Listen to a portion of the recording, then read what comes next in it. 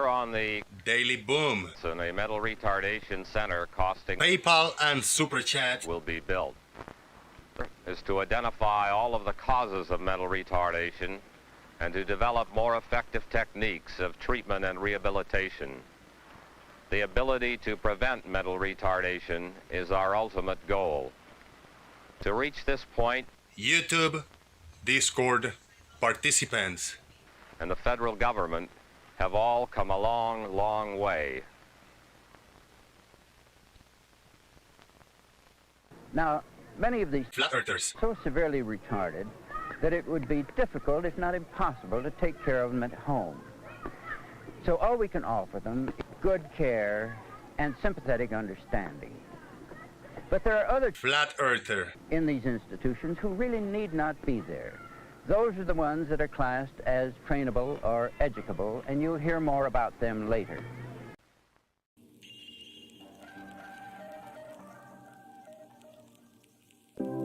Are we resorting to comedy hour now? Obviously, Gravity, La La Land is reserved for special people that double speak, that say open is closed, closed is open. La La Land, we are in La La Land. Gravity, obviously. La La Land, La La Land, La La Land, we are in La La Land. Gravity, obviously.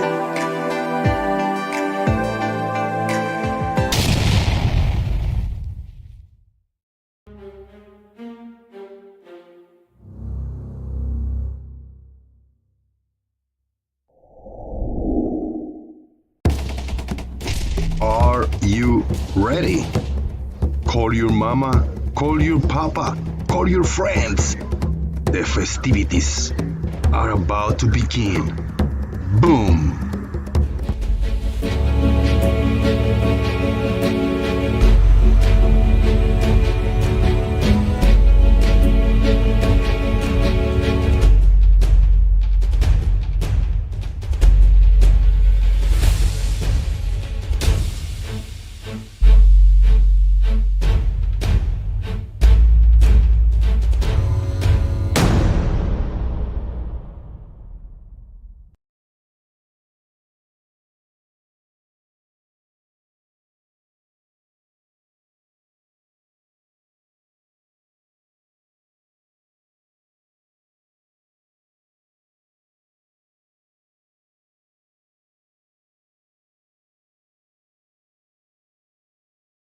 Check, check, check.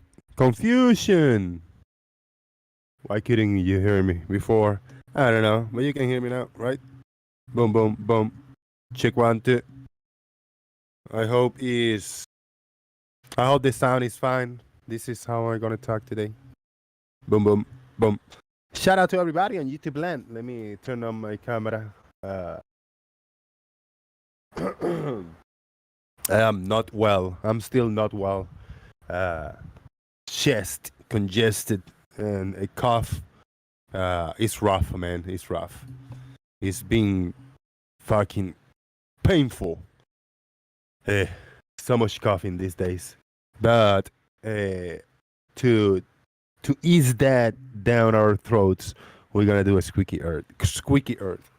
You might not hear it too much, but it's still gonna be here.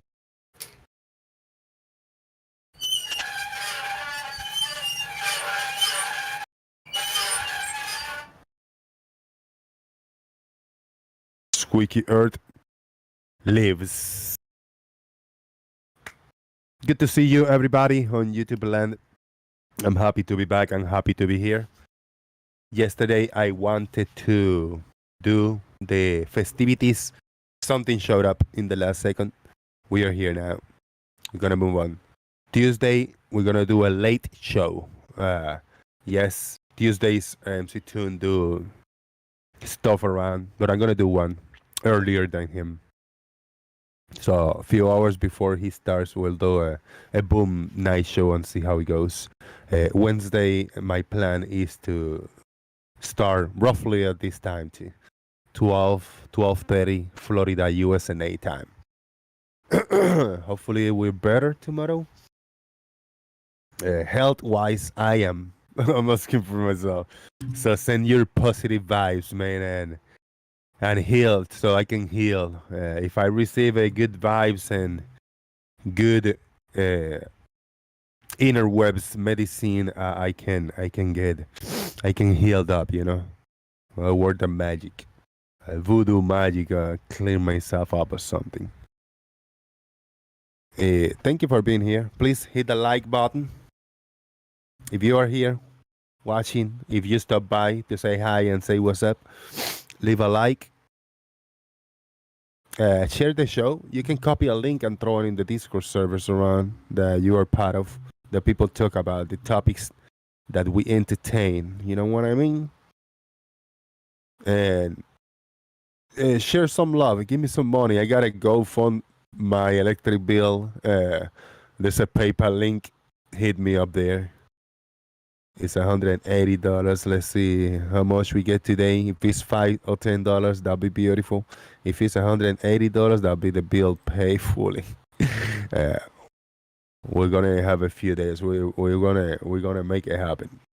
Hit me up on Super Chat if you want to, and join us on Discord. That's the most important thing. We are in the Discord server daily. Boom.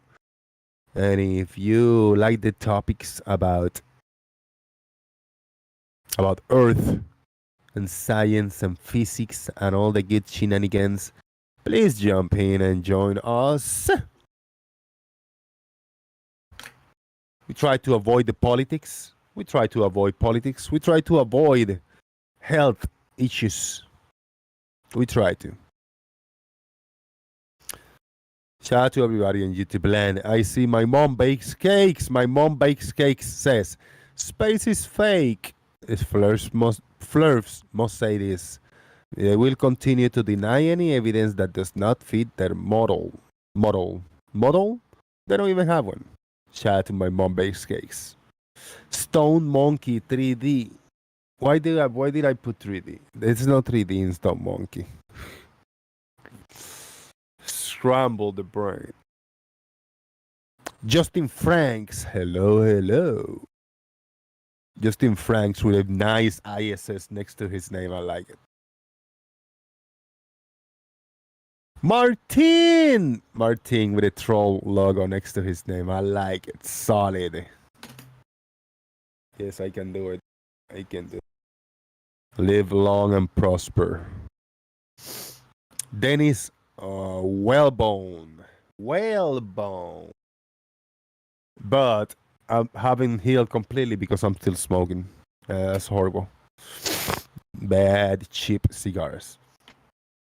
Sean Smith. Hola, ¿cómo estás? Muy bien, thank you very much. And Farmer's Boy. I like the little troll logo when you have been a member for a while. And I think the ISS is the newest.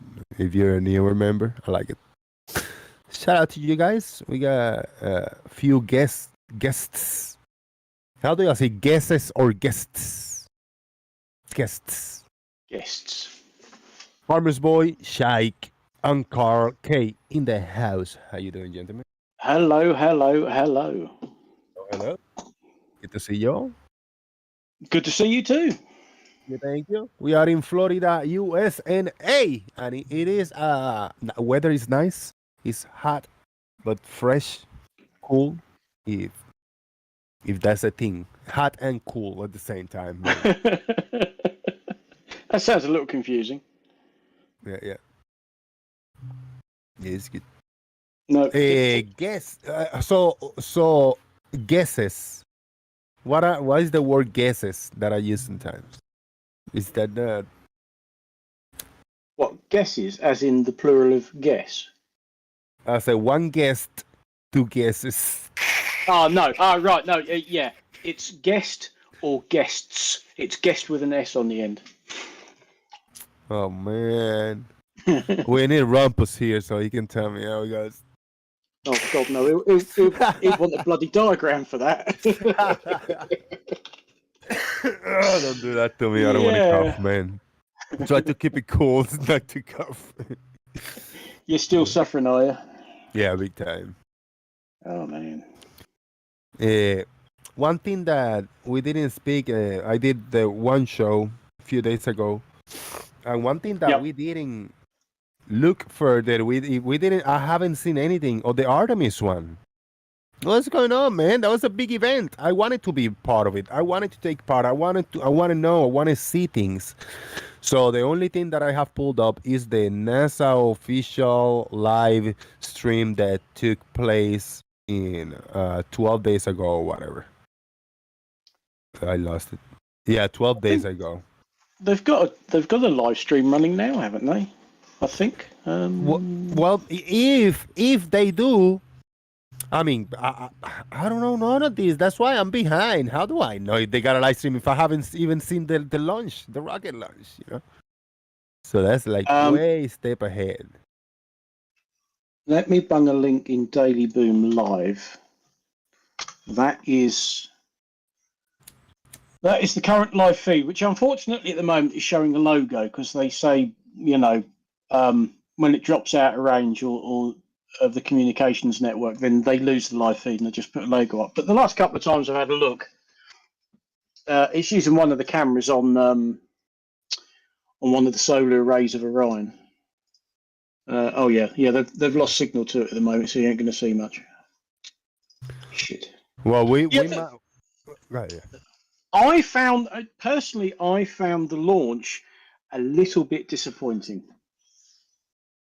And lots of people have told me, oh, that's because of, you know, bandwidth and all the rest of it. I'm sorry, I've obviously been spoilt by SpaceX because when SpaceX launched, they have like two cameras looking back down the rocket and you can watch it go into space and you can see the Earth getting smaller and smaller. This one, once they'd lost sight of it from the ground, they switched over to crappy CGI and it's like, really? NASA? Is that the best you can do? I mean, they showed the footage later on, but it's like, come on, this is, you know, I know you're monitoring a lot of stuff and there's a lot of data coming back, but you could have found room in the data stream somewhere for a live feed from at least one bloody camera on the rocket, and they didn't, and I think they missed a big trick there because, like I say, SpaceX obviously a commercial concern. You know, they're trying to sell themselves all the time, and they make a bit of a spectacle of it, and NASA, I think, sort of, yeah. Let me down a bit, I'm afraid. I hear you, man. Before we go there, Sean Smith, I see you, brother. PayPal, $20, man. Thank you very much. Sean Smith left a message in Spanish. Note. I'm gonna read it and then I'll attempt to translate it myself. José, que los días se llenen de risas y emociones. Que tu corazón se llene de alegría y que tu tierra sea más plana que una tortilla. Very nice. That's a good rhyme. A little poetry rhyme in Spanish. It's not going to rhyme in English, but it's something like this. Jose, may your days fill with laughter and emotions, that your heart fills with happiness, and your earth be flatter than a tortilla. Very nice, Sean. I appreciate that. Thank you very much.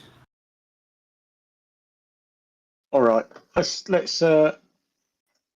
click on that and round that figure up a bit. There we go. Have another look. Look at a paper. Yep. Okay. Whoa, look at that. No, actually, look. Right, we got a $13 one, and then we got Farmer after that. But we got a $13 here. Dennis, is that you, Dennis? Yeah, awesome, man. Thank you so much. Oh yeah, he says check your PP. Like, yeah. Yeah. I guess that's Dennis right here. $12.66. Thank you so much, man. Appreciate it, guys.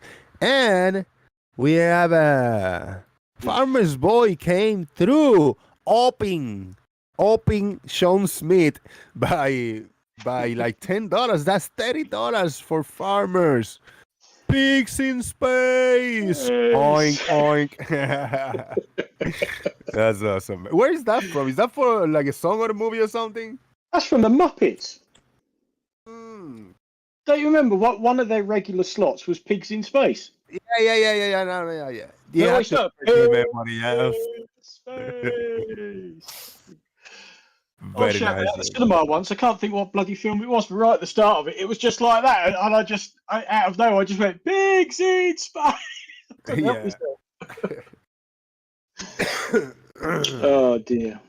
Let's get comments, Chaik and or Carl about Artemis I. Like the launch day, like coming up to the launch and the launch day. Was there excitement from your side? Were you looking forward for it? Did it fulfill your expectations? Did it disappoint? Did you watch it at all? Give me your feedback before we play the replays. Yeah, I was definitely disappointed it didn't fail again. Damn. I like it. Yeah. Do you think it was gonna fail, Chike, for reals? It was very close to fail. That's good. Yeah. Because they had 3 brave men that they fixed the problem, but they're about to fail. Huh. Oh man. We got Artemis I here. Let me hide this. And this is from the NASA. 10 million views. That's 12 days ago. The actual, launch. Let me try to. It was going to be. I think the launch date over here was something like 6 o'clock in the morning, and I was going to be up at that time anyway because I was going to have to go out on site. So I woke up, got the live stream running on the PC, and it was being delayed. And I thought, oh shit, not again. They had 1 or 2 little teething problems, I think, but it just sort of delayed the launch by about half an hour or something. Yeah, I thought. Teething problems. They had the hydrogen leak. Yeah. That's a little problem. Yeah, it's just a mere bagatelle, and I think there was a data link or something, wasn't there? I can't quite remember. Some Tinternet needed rebooting. That was it. Yeah. All right, I'm gonna play this in the background. This is T-5 minutes on the NASA rocket launch thing. Well, let her roll in the background and see, Well, of course, Reds was there and Astronomy Live getting some really remarkable footage. I bet they get some good shit, man. In some respects, I think it was better than what NASA filmed, to be honest. Wow, really? Yeah. Oh, yeah. Yeah, and Reds did a live stream the other week, and he hadn't realised that he'd picked up certain details in his footage until Astronomy Live said, look, if you look here, you can see, this was this bit and that was that bit coming off. And he said, I didn't even notice that. So he'd picked up more detail than he first thought. I have heard that they are, like Astronomy Live, maybe even Reds, they are like sponsored by SpaceX and or NASA. Somehow. Like they get more freedom, they get green light to go places, they get kind of, like inside stuff. Is that true? Is there any true? I suspect the pair of them would probably wish that were true, but no. I mean, some photographers, they do get to put their cameras sort of, a decent distance away from the rocket, but they are professional photographers who are, no doubt vetted and approved by NASA and the like.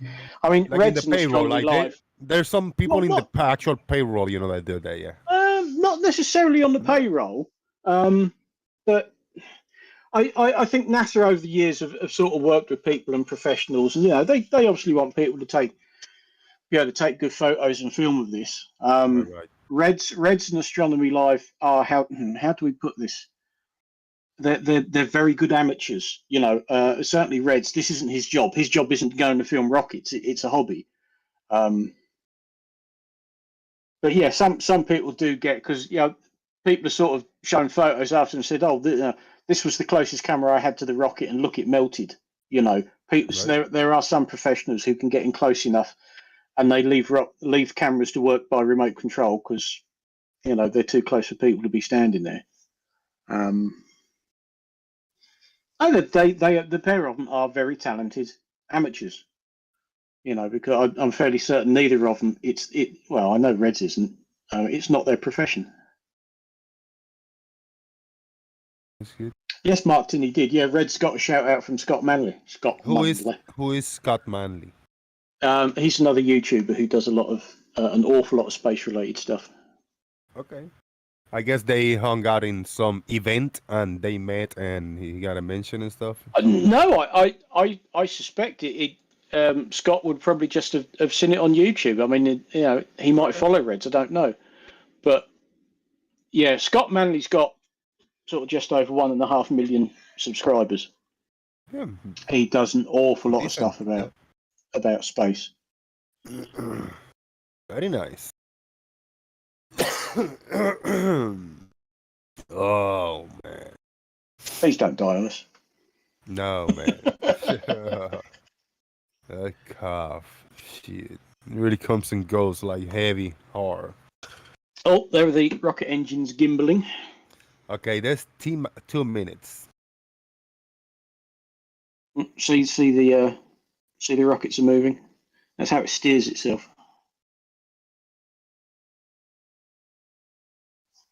So we were getting. I think we'd kind of sort of got to this point and thought, yeah, chances are it's going to happen. There is a point where the computers take over. I think it's something like a minute from launch. SpaceX do a similar thing. It's entirely within the hands of the computers on board. You know, there's no guy pressing a button. It's like, okay, computers are in control. Computers happy. Right. It's an automized like whatever. I don't even know how to say. Yeah, the onboard computers take over. The onboard computers at that point, they control everything. They launch the rocket. There's no guy sat there with his finger hovering over a big red button to go, yep, launch. The computers do it all. It's entirely out of ground control, as it were. It's entirely out of their hands. The onboard computers take over, monitor everything, you know, like the rockets, the lot. Unless the janitor man, he just walking in the bag and he trips with the extension cord and pull the plug. Everything go quiet. Everything goes down. What the hell was that? Yeah. Oh, sorry guys, I'll just plug it back in. Hey, and people go like, "Wait, Jeremy, what the fuck, man? You plugged the Jeremy." What's up, Jake? No, there's a specific moment there when they say that the rocket is disconnected from the tower and run on its own power. Yeah. You can pull whatever plug you want. Yeah. It doesn't matter. Okay, now I saw the first like 1 minute or whatever, and that's so weird sparkling over here. What's going on here? I think that's from the bottom up. From the bottom up. Oh, there we go. Here comes the water. I think the sparks are to burn off any excess or leaking hydrogen, and then the water's there to muffle the sound. It's not there to cool anything down. The water is there to help absorb some of the sound of these rockets because it is unbelievably loud. Right. Holy.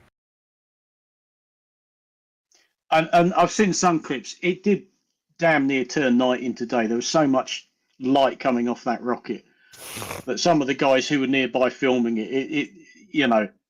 it almost turned it to daylight. It was that bloody bright. But I haven't seen that used water and sparks. Yeah, well, I think you have to go look for them. But there are, they almost all of the rockets, or depend is it depend on the size and the, whatever. Yes, this particular launch system, the SLS, I mean, it is huge. Those two boosters on the side are basically space shuttle booster rockets. So it gives you an idea of just how big this thing is. It's dark, man, right? Very dark. Yeah, but there was one of the YouTubers. I can't remember which one it was. There was two or three of them stood there, several miles away, who were filming it, and it just looked so bright, so light where they were. You wouldn't think it was the middle of the night.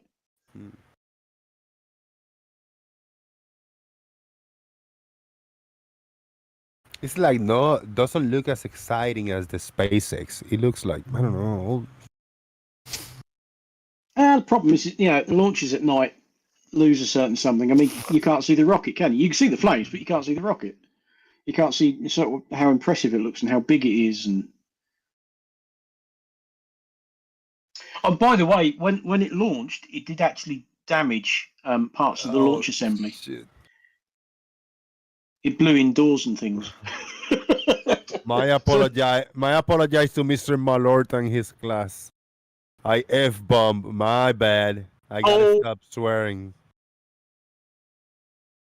When Jeremy, why did you trip on the extension cord, man? What the heck is going on? Gosh, golly. What the heck? What the heck? Oh, look at that. It looks like what happened here? Was it a separation or something? Because the fire like split and looked like that's the two boosters. It's like a phoenix on fire. Look at that. So that's the two boosters separating. They're the two at top left and top right. Where are those going? Where are those going? They would have splashed down in the sea. Oh. They don't. Unlike the shuttle, they don't bother reusing them, but they will. They'd have splashed down in the Atlantic, and they would have gone and picked them up. But they won't reuse them because it's not worth it. It wasn't really worth it with the space shuttle, to be honest. By the time you'd reconditioned them and filled them back up, you might as well just build new ones.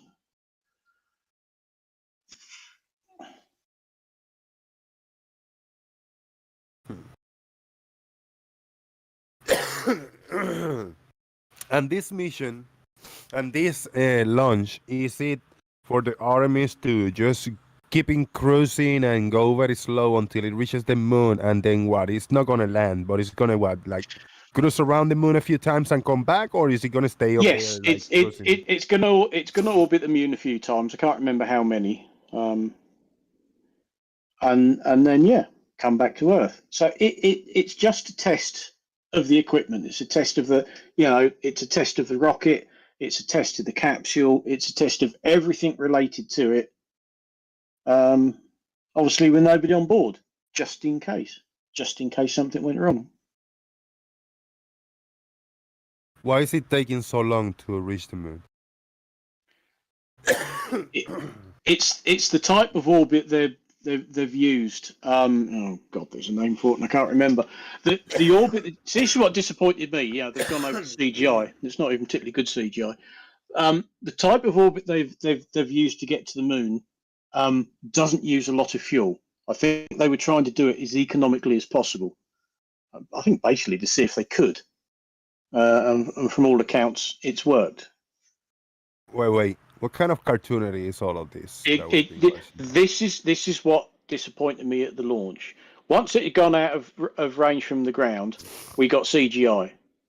They had got cameras on the rocket, but they didn't show it at the time.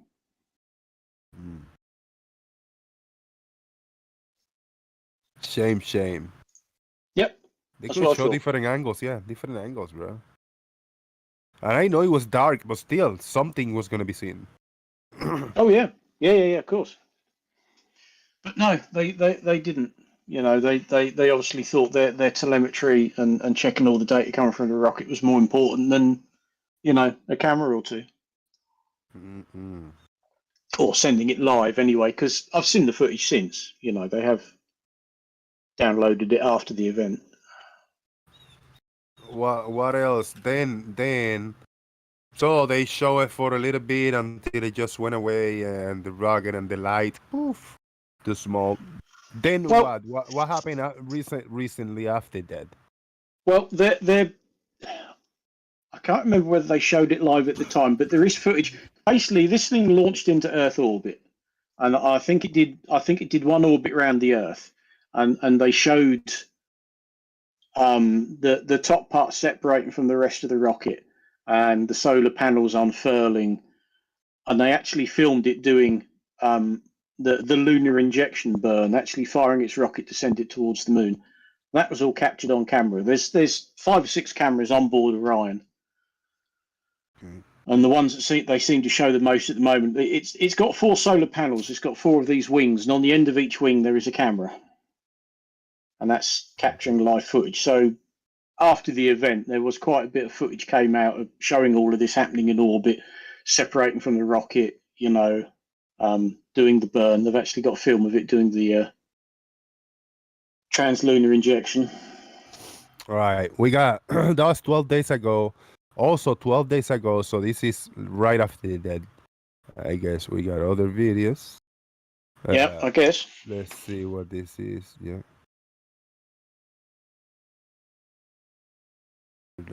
We have a safe built vehicle for crew to fly on. Really starting to be able to make out that solar Just to have an array idea. wing now in the bottom left, now more middle of your screen.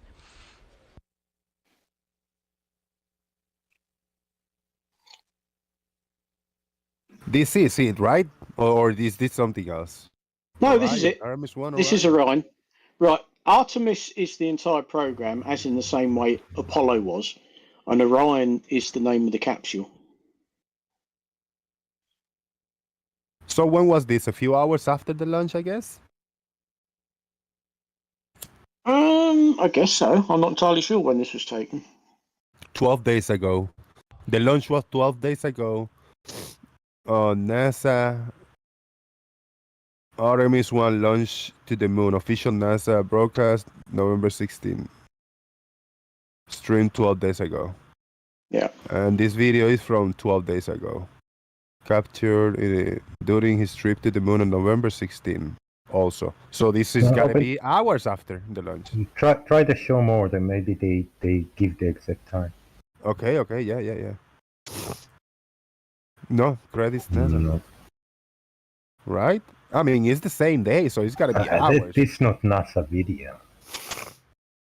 No, it's not, but it's the same. It's uploaded the same day. So if the launch was on November 16, this video is from November 16. Oh, I mean, itself, yeah. It doesn't matter when this video was taken, it's when it was uploaded. This video was uploaded on November 16, the same day, 12 days ago, on the day of the NASA launch. That's fair, right? Yeah. So it's gotta be hours, maximum 12 hours after that or something. Let's say not 12, let's 23 hours after that, maximum. And you're seeing there on your screen our first Earth views.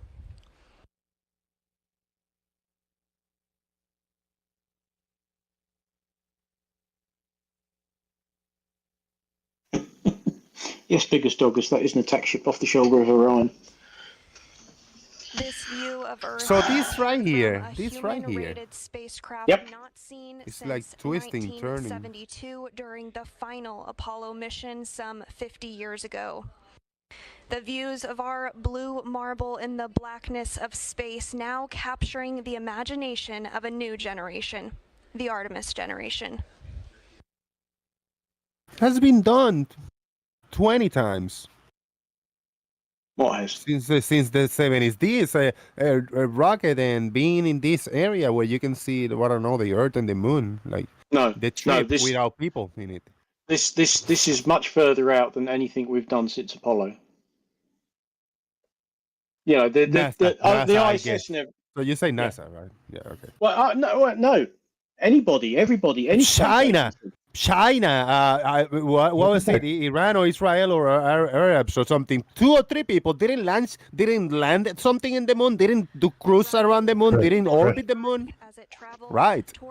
This has been done 20 times over. This is nothing special. Well, I don't think it's 20 times.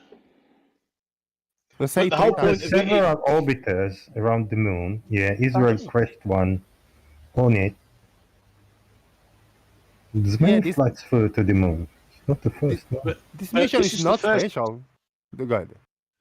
This is the first time since 1972 that a vehicle capable of carrying crew, because obviously this is unmanned, but this is a manned vehicle. It just doesn't happen to have any astronauts on board at the moment. This is the first time since 72 that anything's been of like that has been out this far. Anything and now is in orbit around the moon. you know. But And anything he this did actually, big, that's the only thing that the difference, the size. yeah, that and the fact that that is a crewed capsule, although it doesn't have any crew on it at the moment. Theoretically, But the whole- theoretically, yeah, because no people have been in this capsule. So theoretically, it's a vehicle for it, but it hasn't been tested for it yet. And as we continue to But there's marvel two in this dummies there spectacular image here to in test Michigan and Houston, you have a great view radiation of the orbital maneuvering vest system, or or something. OMS engine, that main engine Made at in the Israel. top left of your screen there, that was used an hour and 43 minutes ago to perform the OTC, or outbound trajectory correction maneuver, as well as a few of the auxiliary engines on the bottom of the European service module, flanked by the solar array wing I saw a on the glitch. right portion, right above the Earth on your screen. I mean, some of the video they've shown, you can see these little there were points where these manoeuvring jets were firing, and we saw a little while ago that solar panel that's right in the middle there, that was moving as it reoriented itself. There's a fair bit of live footage coming out now, and that's their Here live are some website. statistics on Orion, now 57,000 miles away from Earth, nearly 58,000 miles away, and 203,000 miles away from the Moon, traveling at 5,459 miles per hour. What? Wait, they flying backwards. Fly Right. any bloody direction it wants, can't it? Well, yeah. It's in space. Yeah, I don't know. Interesting this. Come on, why do you think the Borg fly in cubes? Look, Earth is football shaped. Quick, go with rugby. It's due to limited angles. If you're just with us, you're looking at Is it the Rayleigh criteria? from the Orion spacecraft as it makes its journey to the Moon. Orion launched Don't earlier today copyright at strike me, videos 7 from a.m. space. Central, 1:47 a.m. It's for education Eastern, purposes atop the only. Space Launch System, Oh yes. and is in hour 9.5 of its 25-day test flight mission. It's in the what? She says on detail. Of its Space Launch System, and is in hour 9.5 of its 25-day test flight mission. 9.5. It's in the 9.5 day. 9.5 hours. Oh, It was Okay, not. She yeah. said it was 9.5 hours into what was it? His 25-day mission. okay. It's out there for quite some time. Nice. All right. Now, have there been any link that anybody think is cool with any new either images or video clips of the Earth and or the Moon from this rocket since it launched until now? Because I miss everything, and we're doing a quick recap so people can go. Let's see. All right, Jose showed the launch. There's a video clip from the same day, hours after that. Now we're gonna see some, hopefully, pictures and video clips of it. Lel with a $5 super chat. Thank you very much, Lel. I appreciate that, brother. NASA has informed me that Farmer's Boy is the authority, so ask him the questions. Oh, I am Lel. I am asking him the question. Here's a nice little link. Let's stick that in there. This is from NASA's Flickr page, and there's a it's actually a video, although you'd be hard pressed to realise it. And it shows the Orion capsule and the Moon and the Earth in one shot. There you go. Now you can click play, but you won't really see anything happening because nothing really seems to be moving. But so you can see the cylindrical part is the European service module, and you've got the Orion capsule stuck on front of that, and then in front of that you've got the Moon, which is obviously closer than the Earth. So that shows you how far out this thing's orbiting the Moon at the moment. I think it's on quite an elliptical orbit. So what is this do right here? What is this? Is this the Earth? That's the Earth, and that's the Moon.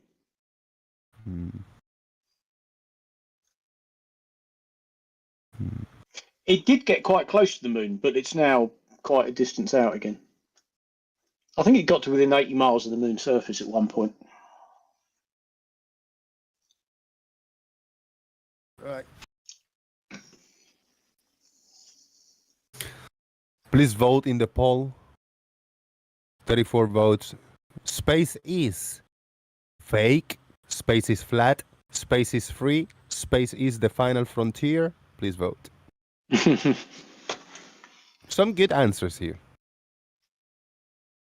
Space is the penultimate frontier. Four good options to vote on.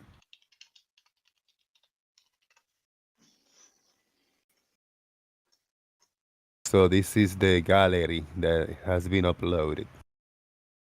Some of the imagery. Yeah, they've got some little film clips and quite a few photos on there.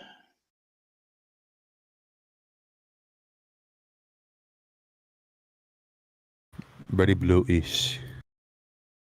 Oh, you can see why they call it the blue marble, can't you? Yeah. A blue football. Oh, and they've got some nice mood lighting inside the capsule as well. What shenanigans is this? That's inside the Orion capsule. They've obviously got a mannequin in a spacesuit. I need to open this. And there's a Snoopy, and there's Snoopy in a spacesuit or in a jumpsuit. It's very high quality, but I want to open it. Yes, yeah. The original images on this website are very HD, very high quality. But I right click and it doesn't let me open it in a new tab. Let me analyze it here. I don't like it like that. No, well, if you want to open it up separately, you have to download it. And the original is 4,000 by 3,000. They're quite a size. So I cannot right click to download it. I gotta download it with their, however they wanted me to download it. Yeah, if you scroll back up, bottom right of the photo, you can see the download arrow. You got the star, the arrow, and then and when you click on that, it will show you the options. You can download it in different different resolutions. You see. Yeah. Very nice. Thank you very much. Yeah, I'm not too familiar with this. Flicky to flicky. If you click on the next one, if you click on the next photo, hey, it goes pink. Pink. Shout out to Leal for another $5 super chat. Thank you, Leal. I appreciate that, brother.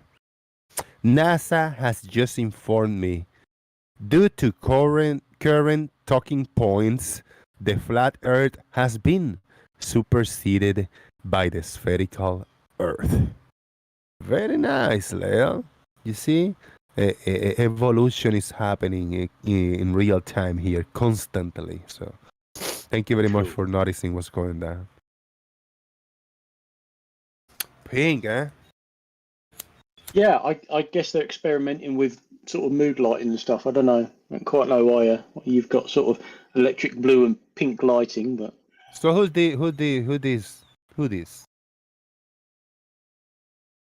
this? Well, I presume they've just got a mannequin inside there. With no doubt lots of sensors and things. But if you zoom in almost to the middle, you can see Snoopy. There he is. That's Snoopy. Yeah. Snoop Dogg! Oh no, wait. Snoopy without his kennel. Chike, about this character right here. Tell me, man. I tell you, there's a dummy there, and it's wearing a radiation shield. It's like a vest, and they're testing it. How did they give the dummy a cell phone so he can call back?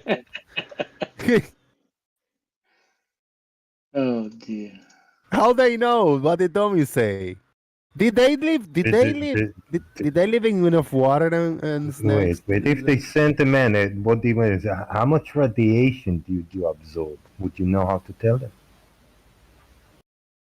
Well, he got some gadgets on him, and then he called and he pressed the buttons and let people know, look, this is my data.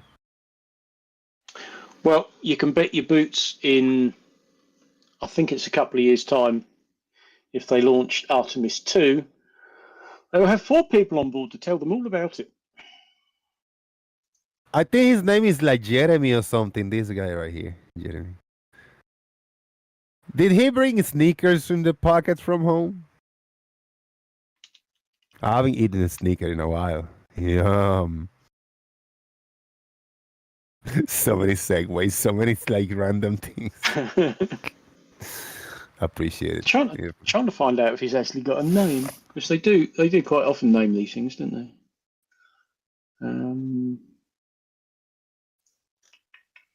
Okay. Doesn't look like it. Oh, how boring.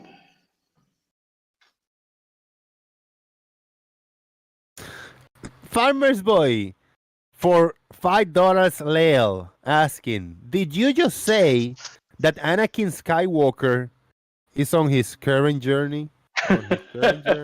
No, it's his brother Mannequin Skywalker. Oh, Lale, there wasn't yeah.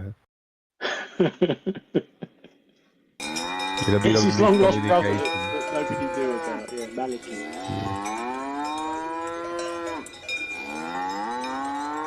He's staying with Uncle Bob. I don't know why. What are these stickers made of? Because they shouldn't burn. Are they plastic? What, the flag and the logo? Yeah, stickers. I don't know. I don't know what they're made of, to be honest. Sticky.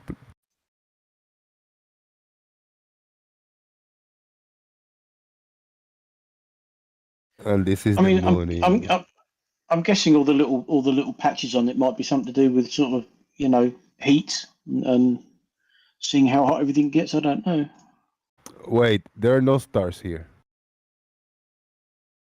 Well, no, there wouldn't be, because the camera's not got its exposure set up to get the stars. Farmer's Boy, are you responsible for NASA wasting Gene's tax dollars? Oh, I wish I could say yes. Given that I'm a Brit and I don't, my taxes don't go towards NASA. That's a great question, RT96. How do stickers will survive the Van Allen bells? Well, why wouldn't they? We got an American flag sticker. We got a NASA sticker surviving the bell. How do you know if stickers have got radiation poisoning? Can stickers get radiation poisoning? Yes. Yes. Okay. Well, I don't know. I bow to your superior wisdom on said matter. News to me, but there you go. Trust me. Every day. Trust me. I'm a stickers expert. Okay. You've been collecting stickers for the World Cup then? Yes. No. Yeah, really?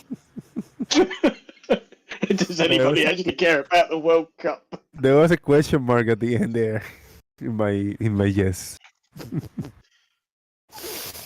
You don't get the sticker albums to put your Panini stickers in then that they do over here for the World Cup and other big football events, and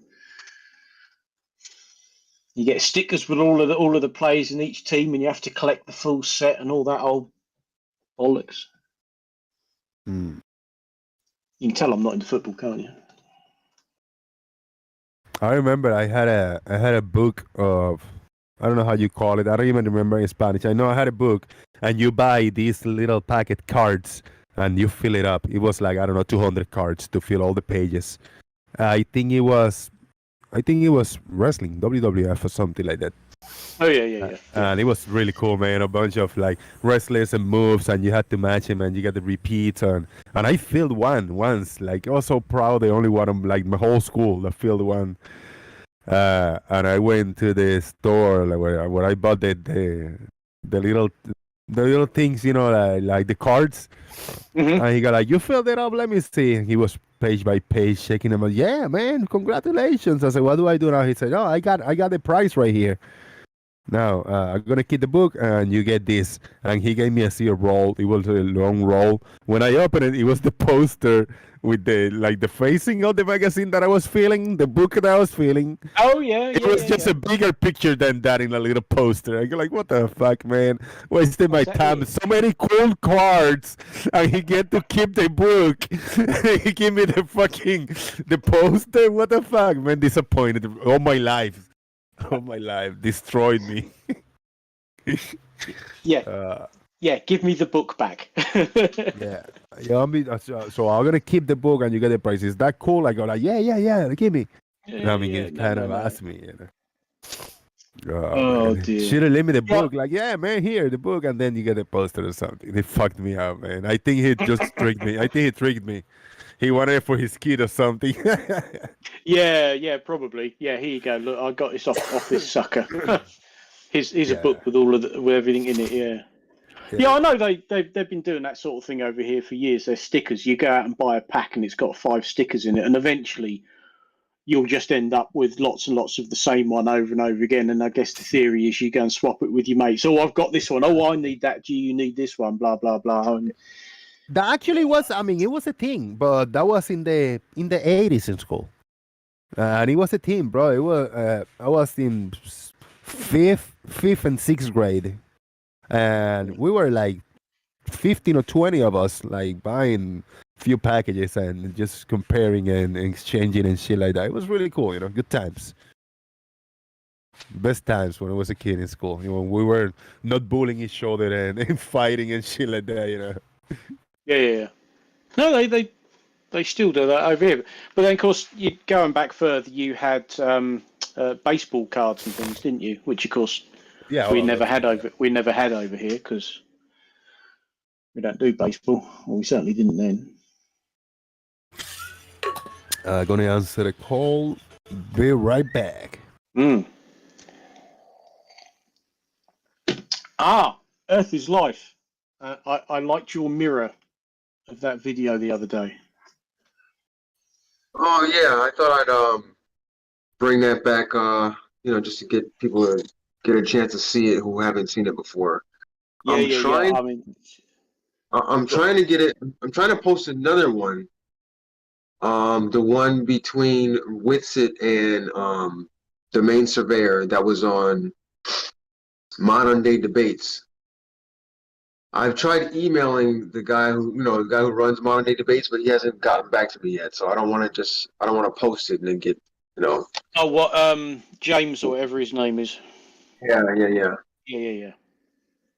Yeah, you want his nod first, really, don't you? Yeah. Especially if you are just going to mirror it. But yeah,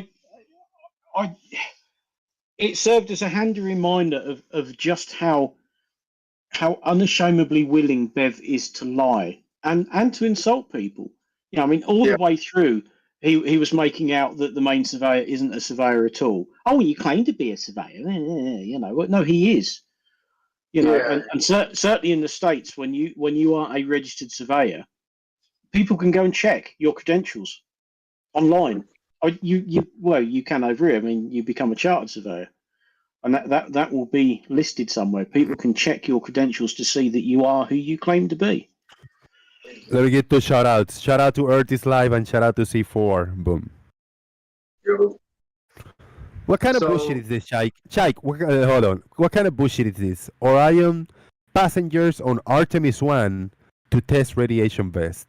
What passengers? There's no passengers in Artemis I. What the fuck? What kind of bullshit is this? That's Anakin Skywalker. Wait. Do you see the quotes around passengers? I'm guessing you said they're testing the radiation vests. Yes. Yeah. So I'm guessing like maybe inside of the vest they have like Like some sort of dosimeter. You'd think so, yeah.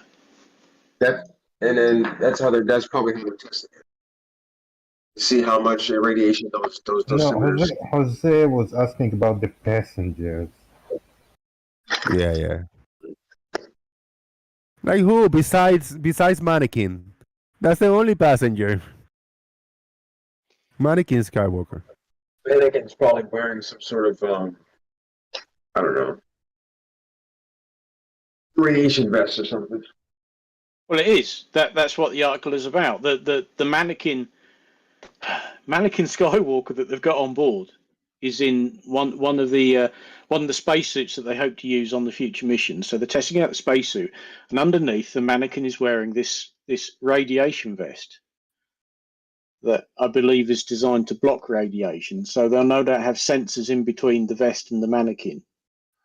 Yep. To see what is getting through, because that's relatively easy to do, and it's a mannequin, so it's just sitting there for 24, 25 days, enjoying the very cool pink lighting. So, not to change the subject, but to change the subject. Has anyone been over to Gems recently?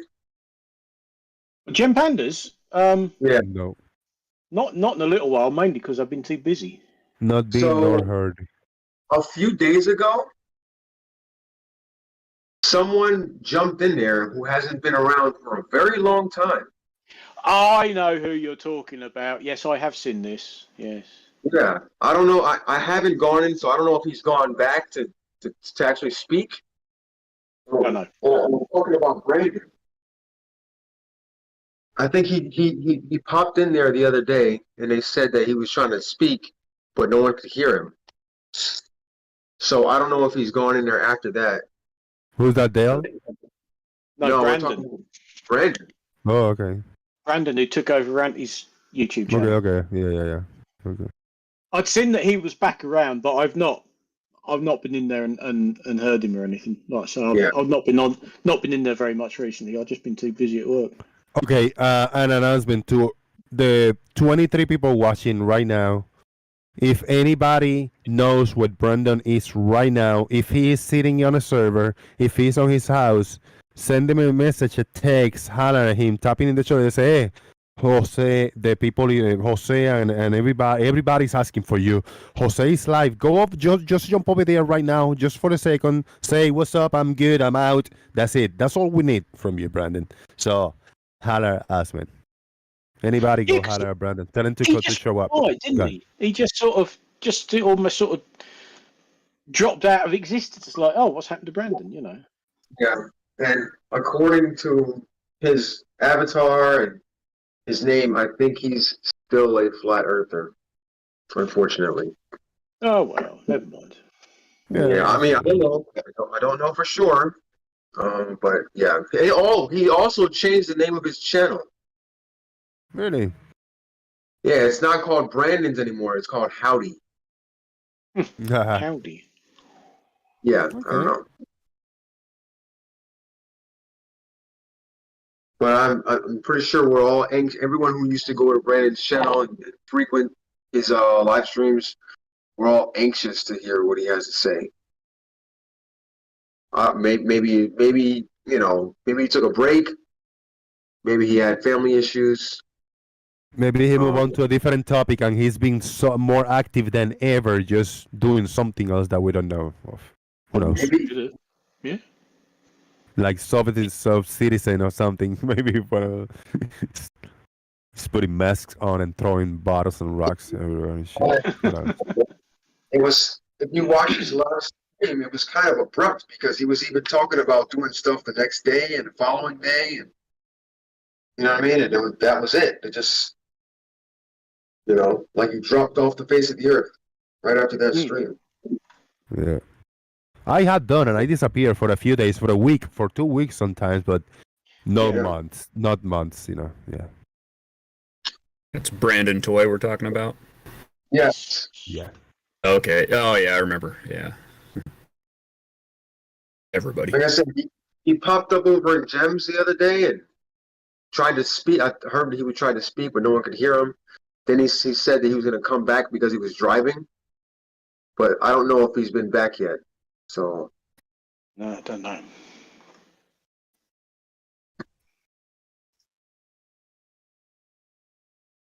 yeah, What? should be interesting. Oh shit! Ew. What's that noise? Right here, the video. Artemis. Don't know. They've also got problems with the sound. What kind of egg earth is going on here?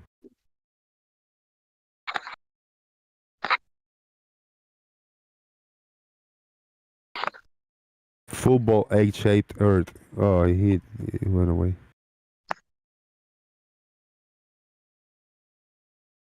That's not Earth. This No, was that isn't, but you could this see right it. here There in you the right, in the So- bottom right.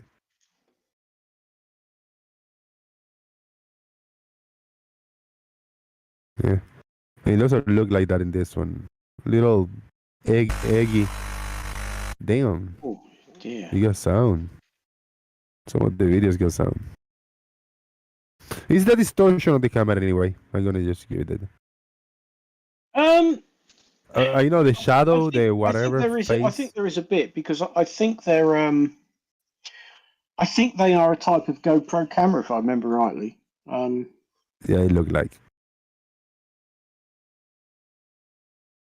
Because obviously NASA are just concerned about trying to get as much into the image as they can, you know. This one's nice and non too distorted. Yeah, well, of course, like any camera, if you've got something in the middle of the view, then that's the least distortion, isn't it? Is that an owl? Like, look, the eyes, and then the beak, right? Is that an owl? Look at it. Is it an owl or is it a dodo? Owl Earth. Okay. All right. So this is the type of footage that we have, the moon-related stuff. How is it smoking? What is this? Is this in space? So it's a I weird presume one. that's the launch, isn't it?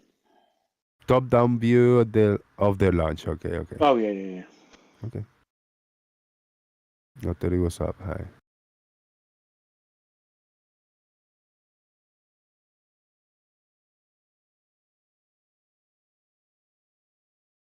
Okay, here we go.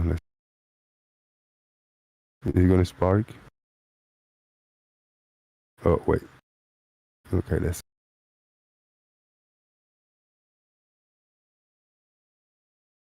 Fire! Oh, the camera was way up in the. Oh yeah, right in at the top. In Yeah. the top, yeah.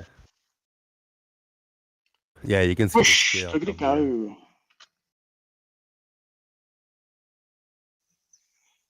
And just look at the way it's lighting up the entire area. Oh, bloody hell. Yeah, they could have That's- used this. They could have used this angle, this camera angle, when they put the CGI super early. Exactly. in the live. Exactly. Yeah, That was yeah. my point. Why didn't they show this? Shit, it's something. I mean, yeah. Yeah. Oh, Suppose well. they did. What would we see? Black image. No, what we Then you what see we the just saw. body. Yeah, you see some of the body of the Oh, very interesting. rocket. Yeah, Well, better than their crappy CGI, yeah. of course. What is this? Oh, image? a Is crappy it CGI. close? I'll watch the engines launching the rocket, thank you. What is this smudgery? Oh, I'm trying to think what bloody camera that was. There's a whole load of photos that it took. I think this is when it got to within about 80 miles of the surface of the moon. But this is by... Uh-oh. Uh-oh. Is it me, guys? No, it's Okay, it's him. Oh, It's no. Farmers is human. Robot in there. That doesn't happen too often.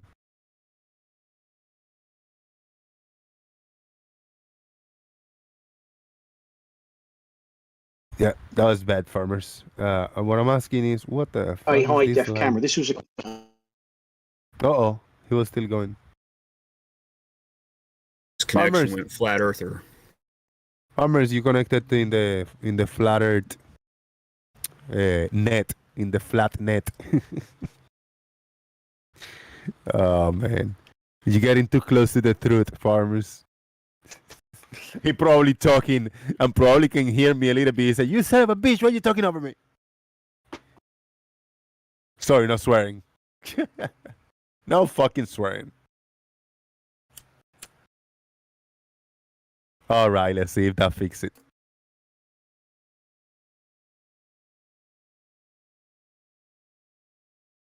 And no. Oh man. There's a Yeah, what- classroom watching. Think of the children. Think of the children. Sorry. Sorry, kids. Scarred for life. Yeah. When I get nervous and I like don't know what to say or do, sometimes I swear, but that's not good. It's not a good escape. Think of it as a tick, as a, you know, as a glitch that I have. Sweet photo. Is that from the 50s? I don't know. Probably Grisberry. Maybe. Farmers, you've been very entertaining like this. I got feedback.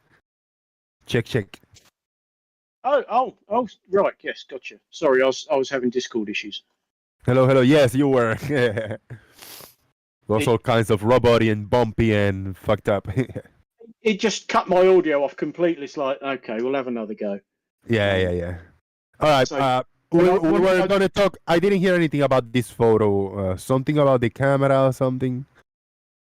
Yeah, the camera that took these photos. Hang on, let's just get me. Get you back to the screen share.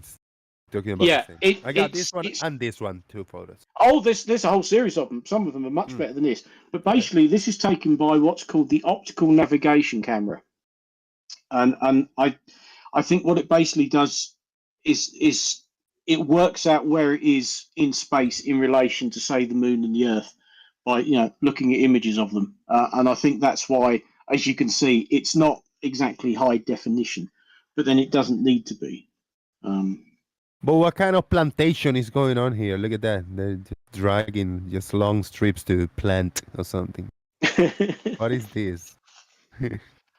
I don't know why it's doing that. I haven't looked into the what lines. this camera is, what it's made up of, and why it's got those lines. Whether that's part of a scanning process or something, I don't know. But I think by the time they're done and by the time this capture comes back, it should have some amazing photos. Because this is obviously not a camera that they're going to use for taking good quality photos.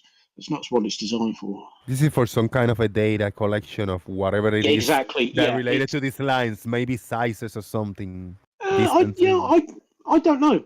I don't know. I've not looked into it, to be honest. Yes, Chris Berry. Not everything has to be in 4K. Shocker. But I know you just think it's all fake anyway because reasons. Yeah, I don't doubt this. The Artemis is close to the moon, cruising around, taking this video footage and stuff. I don't doubt it. No, the important thing is well, it's boots on the ground, isn't it? And that's still going to take a while. That's my team. But this is good. Yeah. It looks like rickety raggedy, but I know this. They didn't upload this to put it in the first page of a Times magazine or not like that, Exactly. I know they're doing this picture for a reason. Might be to do with the lines that is in it. Might not. Might be something totally else. But they say like, hey, we got this data images. It's kind of something for the public. Let's just throw it out there for them to talk about it, That's it. Whatever it is.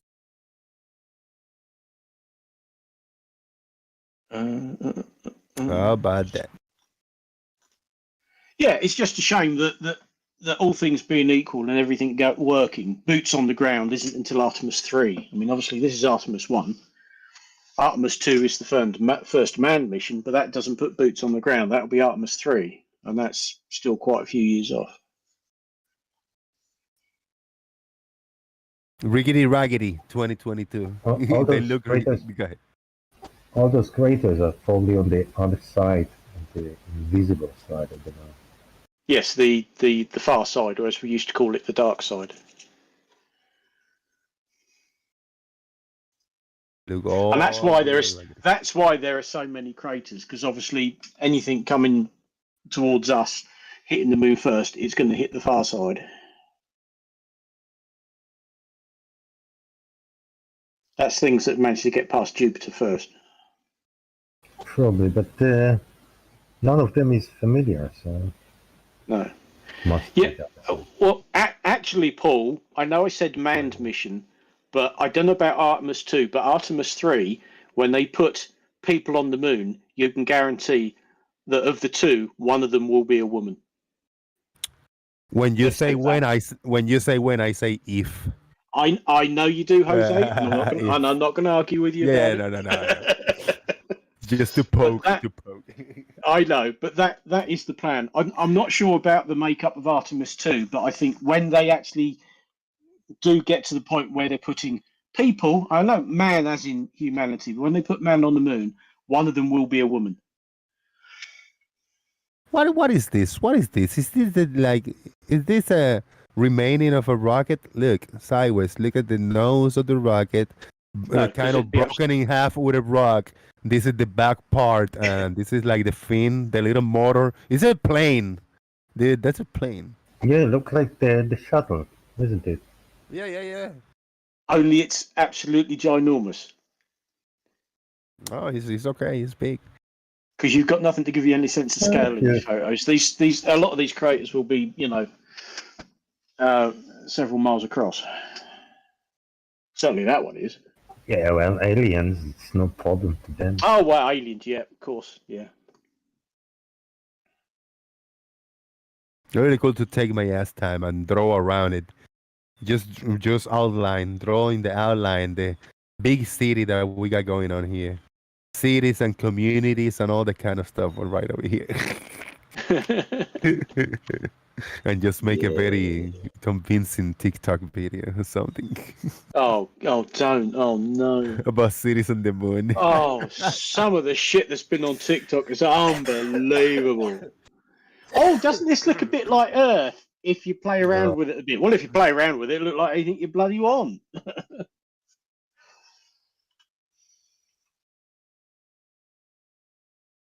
Chuck, what do you think? What is this a head, like a head with a big eye and the big peak, a skull, like sticking up from the crater? Look at that! Holy shit! It's a skeleton dodo bird. Yeah, that sure is an alien. Dodo bird. Looks like a baby alien, actually. I don't know, man. I cannot stop seeing the beak and the eye. The big eye right here, and then the big saying "Coco, Coco." If they crashed on Earth, if alien crashed on Earth, why wouldn't they crash on the moon too?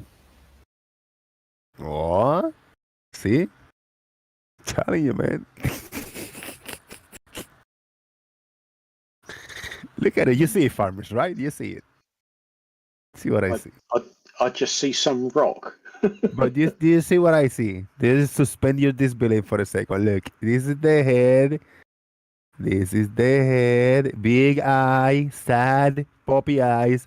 And then to the right is the beak. This is the top of the beak. And this is the bottom. Yes. And It he's does going. look a bit like that, yes. I think it's the legs. It's like he's folding his legs to its body. That's how I see it. You're gonna have to draw it, man. All I see is caca, caca. It's messed up. When an idea is in the brain, bro, and when one sees something, it's hard to unsee. But yeah, there's a bunch. What the hell is this? Oh, ouch. Bloody hell. What have they done with the sound on these things? Yeah, they should fix it by the time they have actually people on it. I hope so. Yeah. If they can sleep the whole time. Was this a change of camera? Oh, something happened. Hold on. Here we go. Oh, that's the escape system being jettisoned. By the looks of it. The escape system is the one that was tested, the red rhetoric filmed, and that a certain South African thought it was okay if he cut several frames out of it. Just to make sure that we all know that Gene also sees a pelican. Okay. Oh, sorry. Shout to Gene. Thank God for that. Oh man. What is? Oh wait, what's going on here? Okay. It's just moving so slow, but we're gonna see an Earthrise. Is that what you call it? This. Yes, that's the Earth bottom appearing from behind the moon. That's the one that another certain South African had trouble understanding.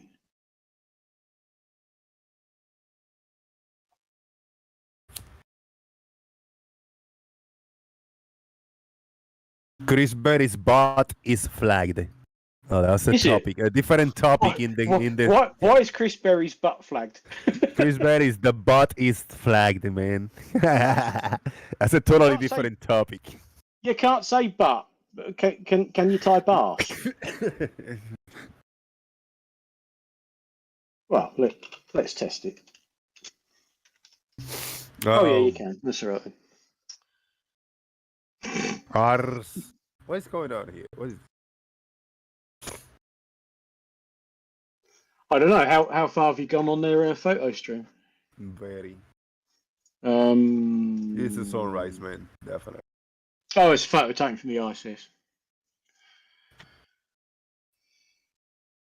It's actually a sunset, I think. Okay, could be too. Yeah, the sun's last rays illuminate Earth's thin atmosphere, taken November the 18th, 2022, from the ISS. What is this right here? Is this a planet? No, I suspect that's a reflection in the window, whichever window they took the photo through by the looks. It'd be a reflection of something inside. No, that's a planet. Okay, if you say so. I mean, who am I to argue? This is Tartaria. No, Tartaria is not another planet. Well, think about it. Think about it. Could be an alien wearing the helmet. Just think about the possibilities, the kind of worm I have open if Tartaria is actually another planet. Just think about it. But that's not what Tartaria is claimed to be. I know. Can you wrap your mind around it? Or is that Nibiru? No, Tartaria. Nibiru is claimed to be another planet, isn't it? It's a Big Mac.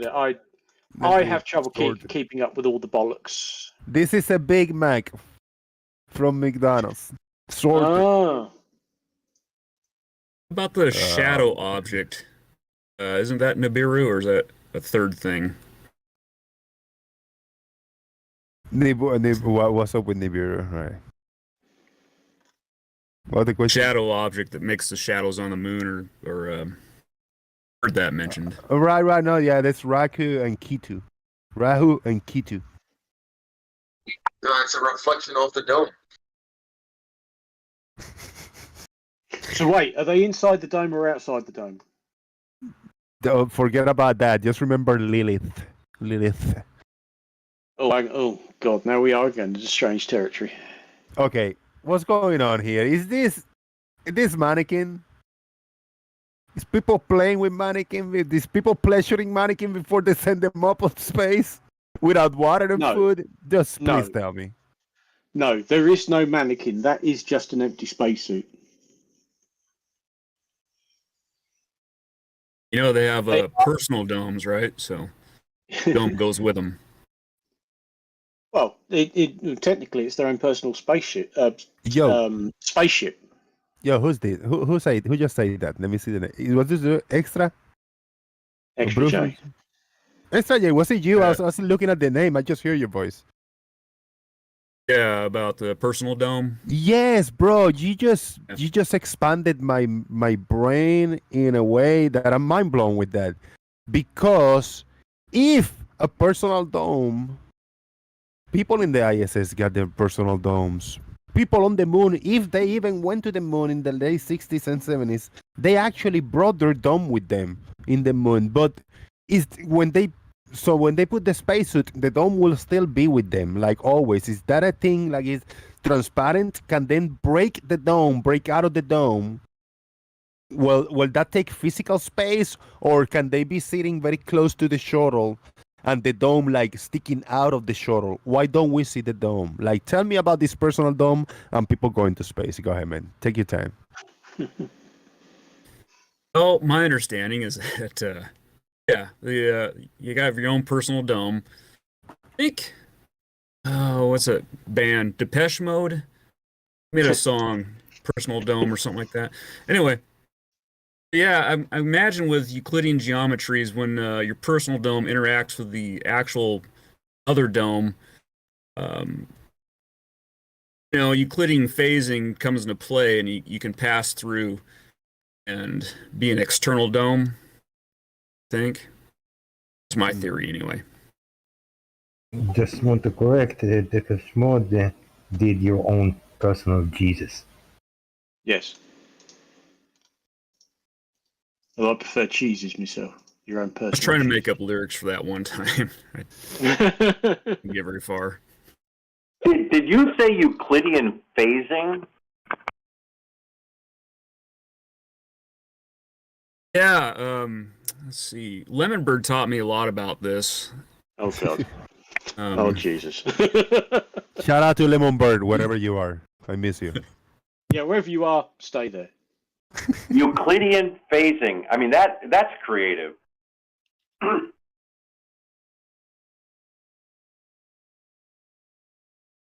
Is the personal dome like personal Jesus? Might as well be. Yeah, it's like one of the same. Well, the only way to leave your personal dome is to travel at a speed greater than the escape velocity. Escape velocity, The personal okay, dome. yes. Yeah. So let's round it up to 25,000 miles per hour, right? If I do that, the personal dome gone behind. No. That's escape velocity from Earth. We're talking about domes. That's different escape velocity. What is the escape? What is the dome escape velocity? Dude, Shike, tell me, man. I'm You not guys sure, are- but I'm sure it has one. Well, you have the speed of light, and then you have the speed of ether. So if you break the ether speed, that's when you leave your dome. Whoa. It's heavy. So it's possible for a human to travel at the speed of light because the dome will stay with them, you know. Okay. No, you can't go at the speed of light. You can only go at the speed of ether. Yeah, in order to leave the dome behind. Yeah, so I say that speed of light is safe for the dome. For the dome, yeah. Now, can you breathe? Can you function without a personal dome? I think that's a good question.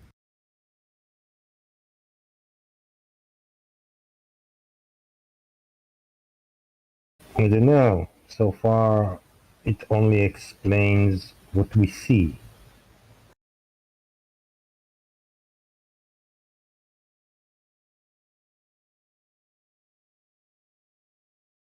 But I got the answer for this. It's something you have to investigate on your own. Ah, well played, sir. Very I nice. like that. Like that.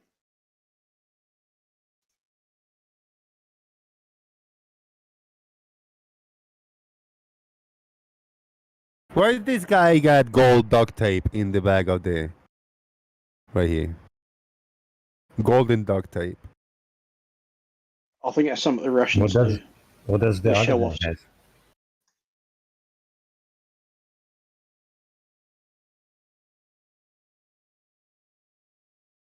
Also golden duct tape.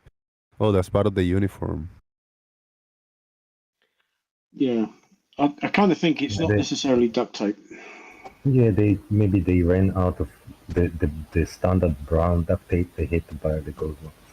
They ran out the gray duct tape. It's just the Russians being flashy, you know. Yeah.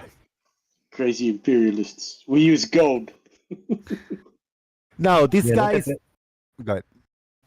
Look at the shield of the This. space shield is also golden. Yeah. Oh no, It's a that isn't theme. just the Russians. It's a theme going on.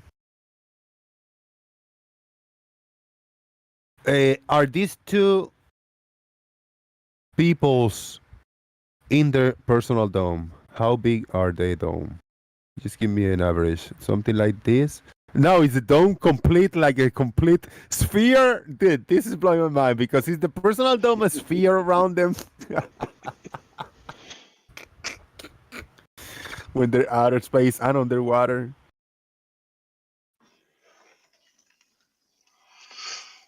Does it conforms only like maybe a little bit like a foot around them, like a halo type of thing? Is that how big the dome is? It's got to be bigger, bro.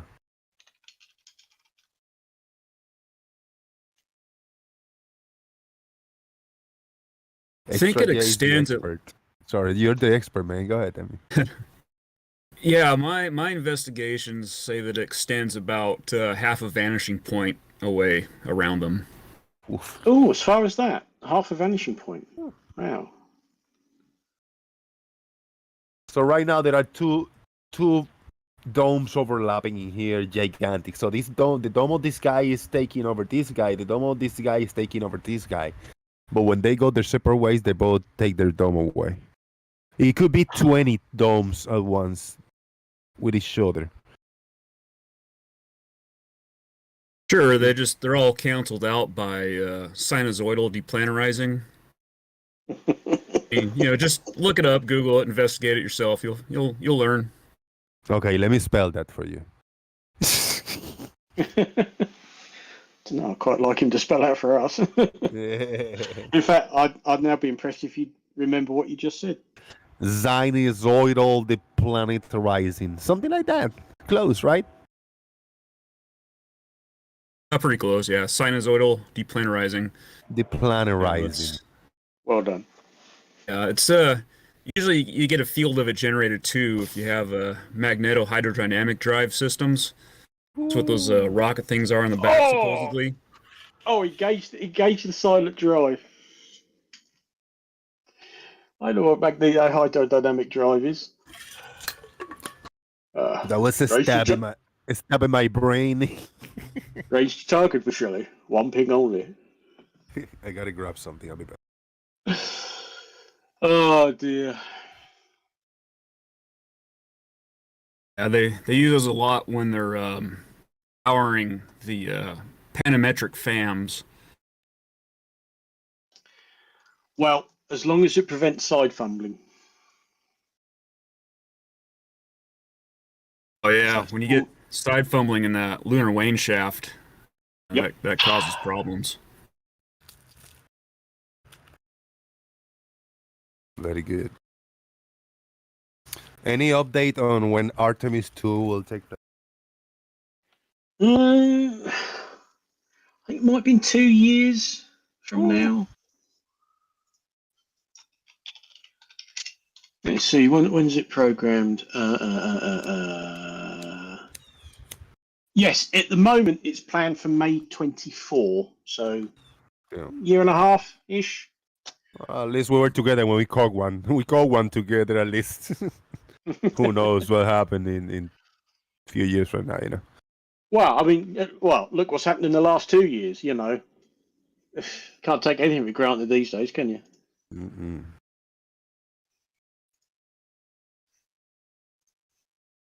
Oh, hi, Mark. This guy's name is Mark.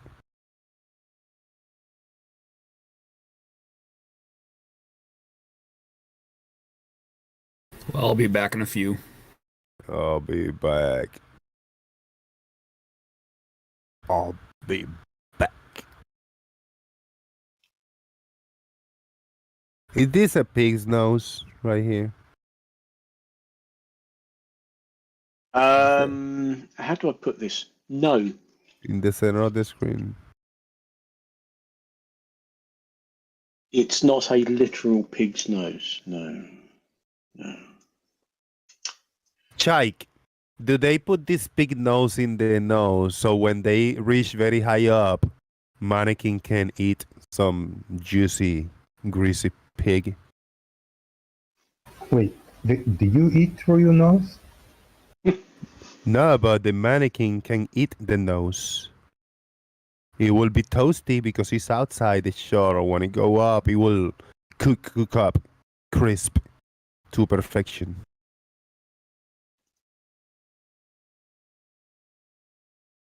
Looks kinda metal to me. I don't know what mannequins eat. But... Oh, it's meat of a pig. See?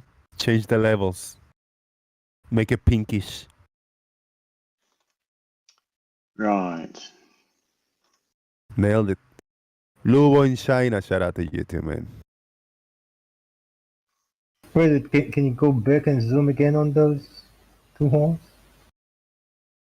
On this big nose. Yeah, there you go. Yeah. Doesn't look horizontal, does it? But is it level? Big question. Why I gotta keep twisting my head to try to see if this is straight? Something wrong here, man. Son of a bitch, I told him 3 inches in this side, 3 inches in this side, and then he did 3 and 4 over here. What the hell, bro?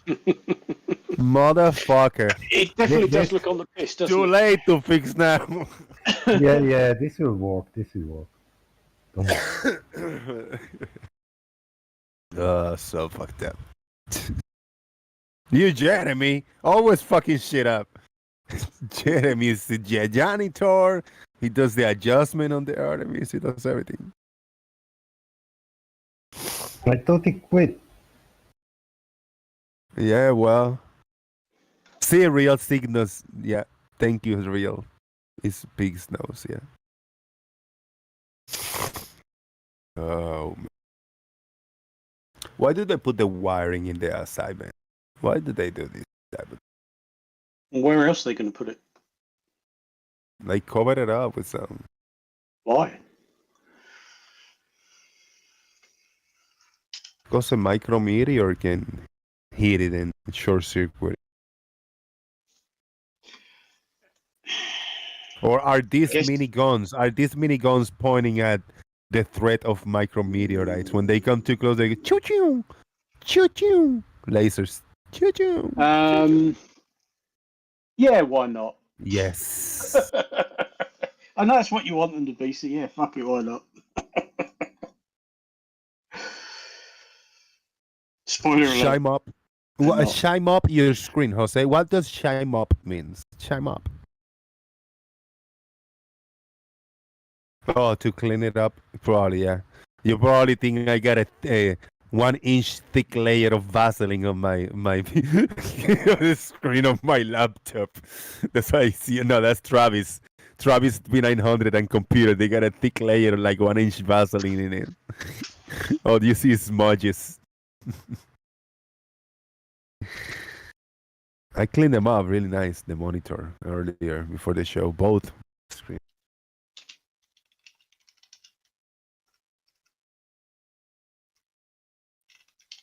All right, what is this?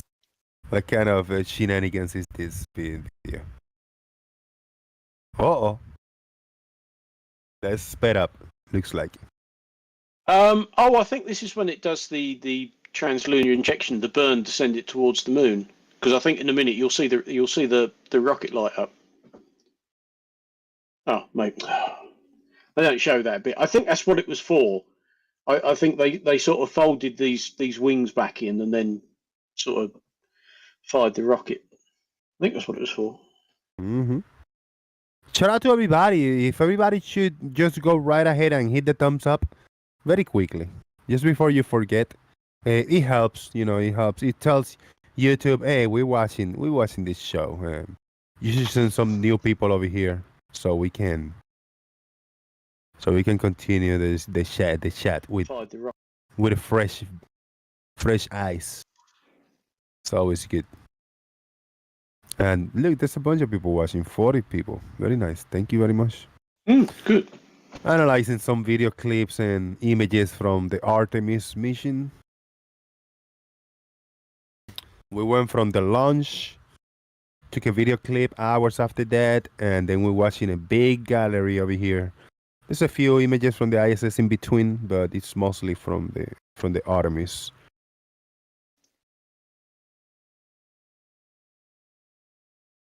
Uh-oh. Whoa! Oh, it's a big one. What the hell? Oh yes, that's when it's separated from the rocket itself. So they'd unfolded the wings so that they could use the cameras, so you could watch this happening. Dang. Yeah. I'm gonna go back 1 second to that explosion. And if you guys are watching, want to support Super Chat or PayPal, help a brother out, however you can. It looks so. It looks like. Oh yeah, it looks cool. It looks strange.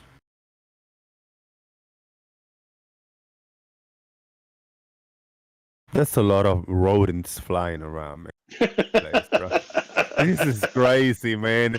I haven't seen so many rodents since that Suicide Squad, bro. They were absolutely infested by the bloody things, weren't they? Dude, yeah. I haven't seen that many rats since Suicide Squad, bro. That's crazy. It looks really cool, man. So the cameras are still working, right? The cameras that are attached to the body of this. Oh yeah. Orion rocket. Orion, right? The Orion capsule. Orion. Yes. How how should I call it? Well, just call it Orion because that's the name of the capsule. All right. Capsule, yeah. Okay. It's not a rocket. Can I call it Orion rocket? Well, capsule is more. It's a capsule. If you remember the layout of Apollo, you had Apollo. I mean, well, obviously it had 3 bits because it had the lander, but you basically had the pointy bit at the front, the command module, and then you had that cylinder behind it, but it was a service module. That tends to contain the fuel, the oxygen, and everything else. Orion's the same. Orion has got a greater diameter than the service module behind it. So what is Artemis, the name of the mission?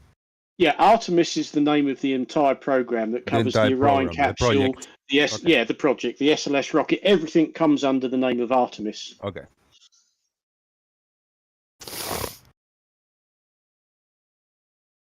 All right. If you are new and lurking in the background, type something in the YouTube land to see if you are new. And if you are new, you'll probably get a range. Maybe, unless your name is Rakia. Damn. Woof. That's so messed up. He must feel Hey, so that was a video. We didn't play. Oh, wasn't this the same one? No, it's a different video, but it doesn't show. I mean, look, you can see the Earth's moving behind it. Oh, look, you can just see at the top there. There's the rocket that's going back down. There you are. Yeah. But yeah, other than that, I don't think sort of much happens. Just trying to find out how much G. Hi, I'm new. I'm new too. Thank you, guys. Hello to the new people, to the not new people, and to the Rakias out there. I like how Rakia doesn't fall into any other category. Yeah. Hello to the new, the not new, and the Rakias. And Rakia. That's crazy. What is going on here? You'll have a load of ISS photos as well there, won't you? Did I give this guy a name? Did I give this guy a name? It's Jeremy. Everybody's Jeremy today. His name's actually Josh. See? We call it Jeremy. Fair enough.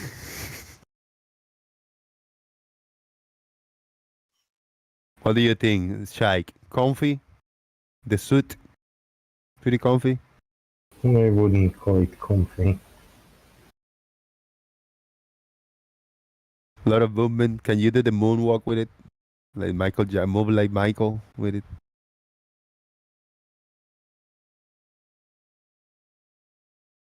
I don't know, man. Tricky. So this is the big button to turn it on. You say turn on the thing, and you poof. You gotta press this big button. Then you turn on your camera and your flashes and your IR. Maybe it's the button that opens the helmet. Not that button. You press it and you die. Maybe he press it and the visor goes up so he can speed out and to put it back down while on the moon, while walking in the moon.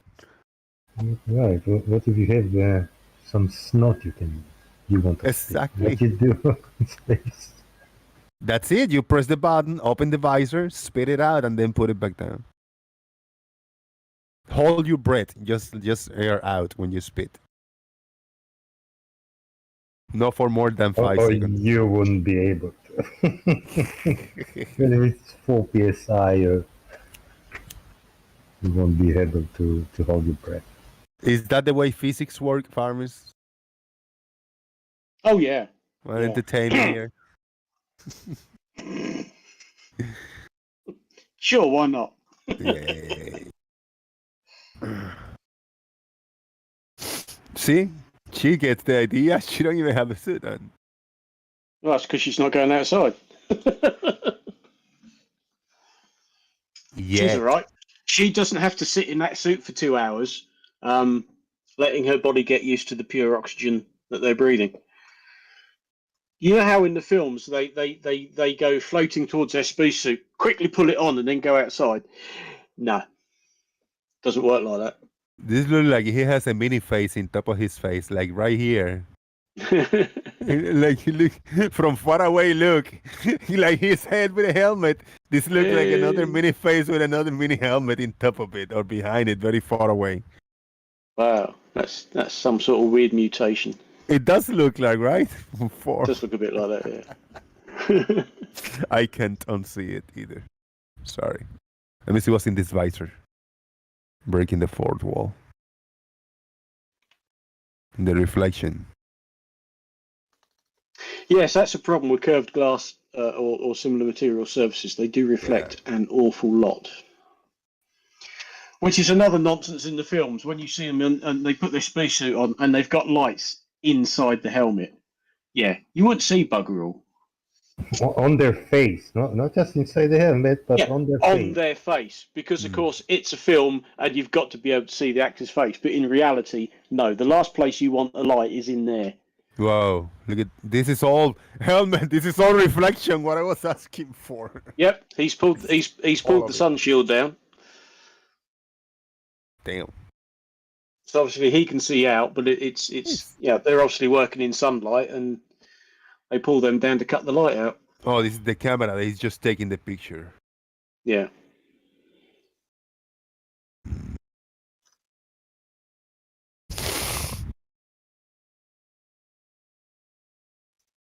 Oh yes, that's right. Yeah, Master and Blaster. Forgot about that. Very nice pictures. Thank you for yes, sharing. they are very high quality. Most of them are very high quality. It obviously depends which camera they use and what they're doing. But yeah, a lot of these you can zoom in and see all sorts of detail. But that's why when you download them and go, oh, hang on a minute, I'll just post that in Discord. You can't because the files are too big. Yeah. But that's why they have them in various different sizes. True.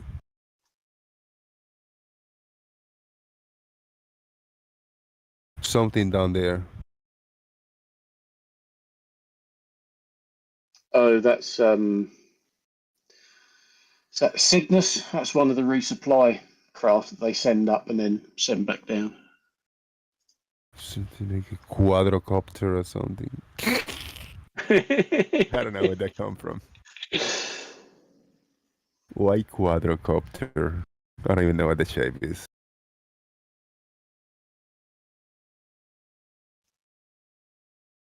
Ooh, hey, yo, what's up? Chilling. Look at him. The hash. Sorting out the hash that he's planted in space. Where did they smoke it? Did they smoke it here and they just let it linger and they just keep breathing in there with the smoke or what? I mean, I'm no expert, but they look like tomatoes to me. It's good space the- hash, bro. It's good space Maybe shit. the hash is mixed up with it, so you can't spot it. It's just space shit, man. You got the edibles and shit. The plant grows edibles and then you smoke the rest. Yes, Justin That's great. Franks. That's why they breathe pure oxygen inside those spacesuits, because you have to reduce the pressure in them so you can move in the damn things. Dude, look, like for real, man. Don't tell me that this had to be like this. Look at this fucking mess of cables. Look at this fucking mess, bro. Yes, it always looks like that because they're always changing things. You tell me they couldn't put like a drywall, like a sheet of drywall in there or something. Just cover all this shit up. Dude, this is No, because I think the problem is a lot of that stuff you see there, they're experiments, and then when the experiment is finished with, they swap it all out, and I think that's why you've generally got this absolute mess going on all the time, cables and pipes and tubing and stuff everywhere, because they're all part of the experiments, and I think every time a resupply module goes up, they've got new experiments, and the old gear goes down, and the new gear comes up, and they have to swap everything round, and I just don't think it's worth their while trying to tidy it all up. As long as it's sort of kept out of the way so you don't snag it as you float through, I don't think they really care. Dude, you show this to somebody, they say, hey, what is this picture?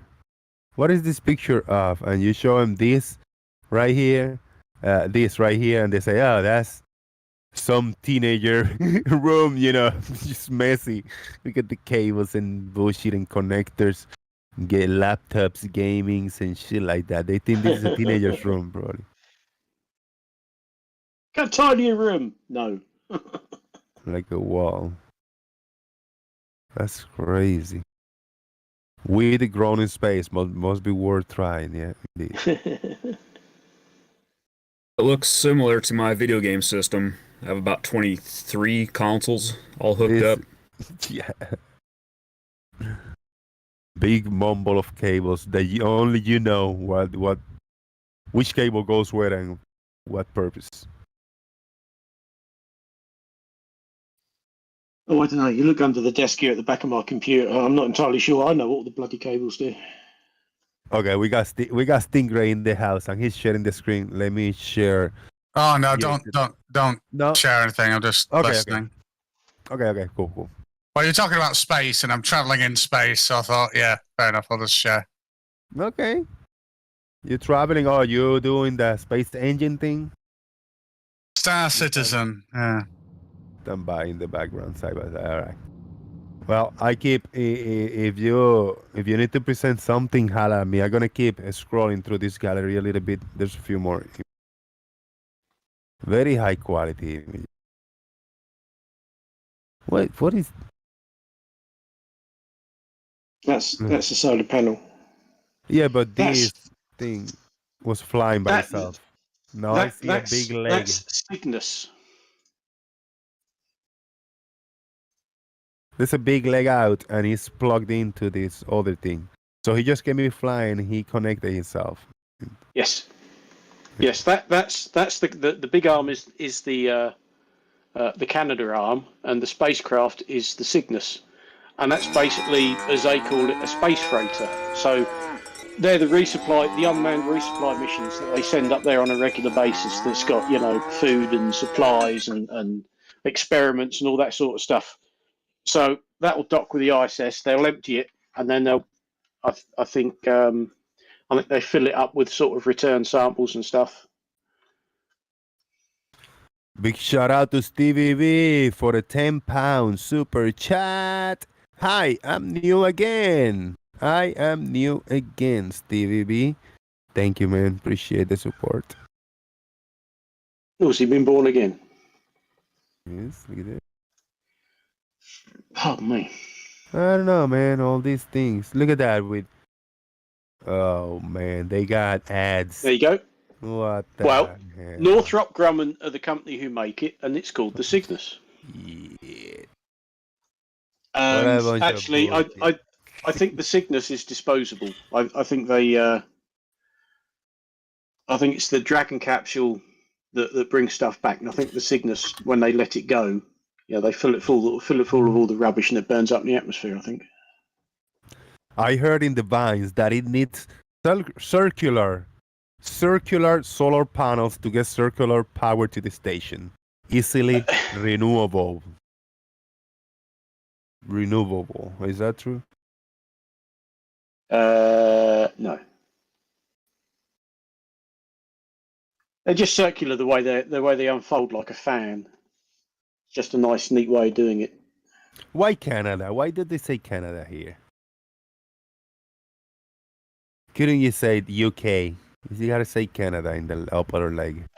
Because it was the Canada Space Agency that built it, I think. Couldn't you say Glasgow or something? Well, because the Scottish had nothing to do with it. That's right. That's just racist. That's just racist. Well, no, it's just it was built. It's Canadian. That's why it's called the Canada arm, because it's Canadian. it was part of their contribution to the ISS. Lots of countries have been involved, and Canada's contribution was, here, have this dirty great big robotic arm that's nearly 58 foot long. And has been jolly useful. Farmers, is the bit that ain't like decent? Well, no, sorry, scrap the word decent. Okay.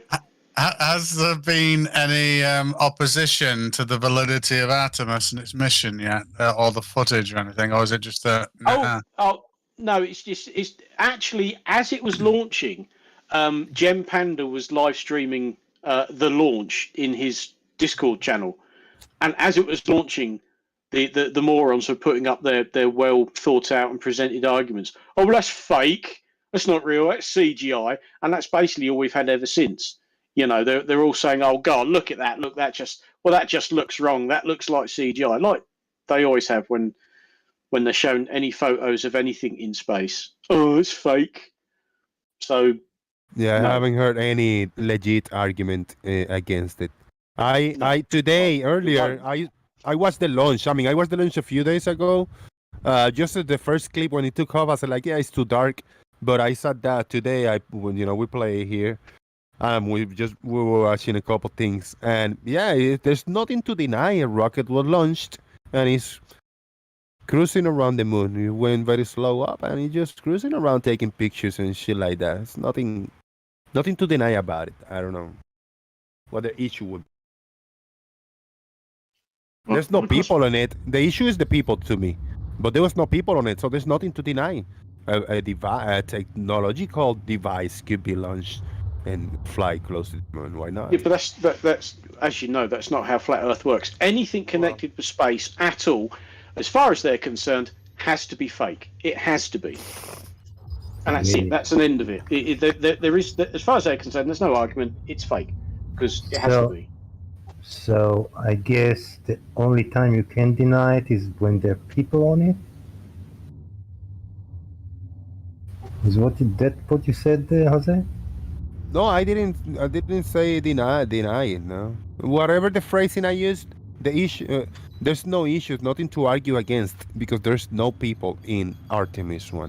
If there was people in this launch, then it would have been a different case. Then I would have find something, an argument to be made. But there's no people in it. There's nothing to deny. Why when the people you can find something, and when there are no people you can't? Because no human can go past a few hundred miles away from the Earth for X or Y reason. It hasn't been done. That's why there's an issue there. Yeah. So if they go up, I'm gonna look very closely because it will be the only and first time that it will happen.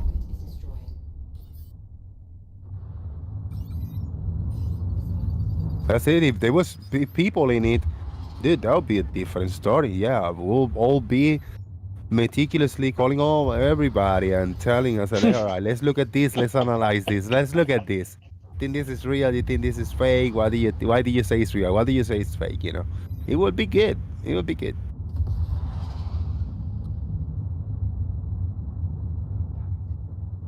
But just a rocket is an invention. It's a piece of technology. Shit, humans, we're smart, man. Humans are smart. So they build a big-ass rocket to go and fly nearby the moon and cruise around and take good pictures and measurements and shit. Yeah. Hallelujah. Yeah, beautiful. No issue from me.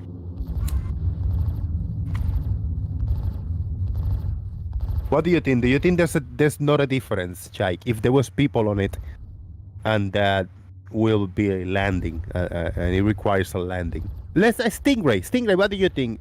I mean, from my perspective, you hear what I say. If there was people in this launch, there would be a different topic for a lot of people. But if people want to deny this, then I don't know. There's no case to argue against them. But this is a legit launch. Do you think it's a difference with people in it and without people in it? No, because I suppose one of the things you could say is that there's more to criticize with people in it. There's more little mistakes that you might be able to look for, all that kind of thing. But at the end of the day, the footage where they say it is, the trajectory, the fact that you can see the weather patterns when it was launching, the fact that you can, everything just matches up. So, no, I don't think it makes a difference personally. That's fair. Yeah. I actually, you know what? If this mission had people in it, the same way that this mission is going, it's gonna take off. It's not gonna reach escape velocity. It's gonna just go slow and follow this orbit and then cruise around the moon, this big orbit with people in it, and then come back down and land back down on Earth. It wouldn't be any issue with me. Like 100%, it will be the same. But if they say they were gonna land on them, when those people walk in it, it will be different. The Stingray, you think it will be a difference? People on a rocket, just doing a few orbits around the moon and coming back down to Earth. Is it different than a rocket landing on the moon and then coming back to Earth? Orbiting and landing, which one? I honestly don't know. I think it's difficult either way. Obviously, a manned mission is a hell of a lot more complex than an unmanned mission. Therefore, if you were all skeptical about either, you would be more skeptical of a manned mission because there's more opportunity, and the more complex that mission becomes, the more skeptical that your mind's going to go. And I'm talking about you here, probably. Yeah. So, Chai, do you think there's a difference landing on the moon or just orbiting the moon? I'd say there's a big difference, like gigantic, huge, like the biggest thing on Earth. That's the biggest difference. Yeah, there is a difference, but we landed the unmanned vehicles on the moon, on Mars, so it's not something on Earth. That's not something that's beyond our capabilities. But it's something that hasn't been done. Why you say it hasn't been done? It has been done. Men outside not the Earth. men. So we can't tell me why it's different to land men on the moon than an empty vehicle on the moon. I think the difference is that it hasn't been done. Men hasn't never landed. Vehicles, yes. That's the difference. The vehicles has landed on the moon, and men has not landed on the moon. Why you think? Why? I don't know. We're gonna have to call NASA and ask them what the difference. Why they haven't put men on the moon if they have put so many vehicles? They'll tell you they did. But they haven't, because it hasn't been done. No, they haven't. It has, just quite a while ago now. Yeah. So there's a big difference to land just a vehicle, unmanned vehicle on the moon versus landing a manned vehicle on the moon, because the unmanned vehicle, there's nothing to deny about it. They can just land a vehicle on the moon. But a man on the moon? Because it never been done in our lives. But We're no dreaming one about doing it. We're dreaming about doing it, but never been done. You know. But no one is landing a man on the moon. They are landing a vehicle with a man in it on the moon. That so hasn't been done. What's the difference between having a man inside the vehicle or not having a man inside the vehicle? The difference is that we are told that a man will be in the vehicle, but it still hasn't been in the vehicle. When it gets done, then we will know the difference, if there's any difference. We will know the difference because man hasn't been in that vehicle up there in the moon. I'm asking, technically wise, why would it be different to land the vehicle with the man in it or with some robot in it? The difference is that first we gotta attempt to put a man on it to land it on the moon. And when that step is taken, then we can tell the difference. But for right now, there's actually no difference because it hasn't been done. The man hasn't been on and hasn't been attempted to land. So there's no difference. Yeah, you're right. Yep, you win this one. Now, there's a huge difference. Maintaining an atmosphere that's good for a human being, along with processing waste, food, and, well, nutrition and hydration requirements. The design of a spacecraft that's required to do all that is a hell of a lot more complex than just not giving a shit. Well, we have the spacecraft. It's already there. There's just no man inside it. Yeah, they don't take oxygen. They don't take salinators, water processors. They don't. There's loads of stuff that they don't do because they don't have to. Sorry guys, if I trying to turn off my mic when I'm gonna cough, I'm making all these noises. I'm all fucked up. Sometimes I can't catch it on time. It's all right, mate. We understand you're suffering. All right, apologies. We're pushing through this. Yeah, we're doing it. Yeah. Hello, Brian. What do you think about it? What do you think about the Artemis? Was there something special about Artemis, Brian? Artemis 1? They said they launched a big rocket to orbit the moon. Just finishing my dinner. All right.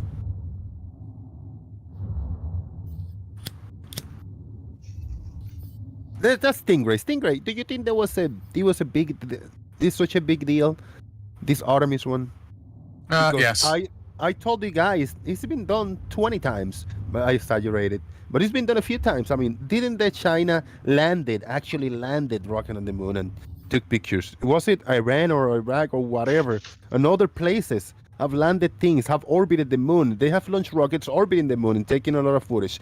What is the difference this Artemis? I don't see any. Do me a favor, Jose. Iran can hardly put a satellite in orbit. whoever the other one. Yeah. What do you think? What's the difference then, Stingray? If other people have done it, other places. Well, it's the same difference if you have two competing athletes from different countries. One of them runs, the 100 meters in less than 10 seconds or something stupid, and is it important for the other one to do it as well? Well, yes, because you're in a competing environment. Even if that competition is just bragging rights, competition moves things forward. So it's always good to have as many countries as possible putting things on the moon. It's good, but it's not unique. That's what I don't think it's unique. Oh no, well, it's not unique, obviously, because it's been done many times before, even with human beings. So no, but in terms of back when capacitors or transistors could be flipped couldn't be flipped incredibly easy. Electrical charge flipping because they were so big. Even just to have updated technology in there with proper shielding that doesn't allow, radiation to cause computer issues. That's brilliant.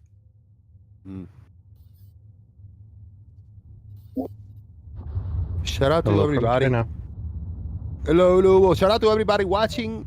40 people. Hit that like. Share the show. Super chat. PayPal. Join Discord. What's up? You full of this flu as well, are you? Me what? Are you full of this flu? Yeah, man, I'm stuffed for the past few days. My chest so congested, the nose is bad. I had it for about 3 weeks and I was just getting over it. The coughing was reducing.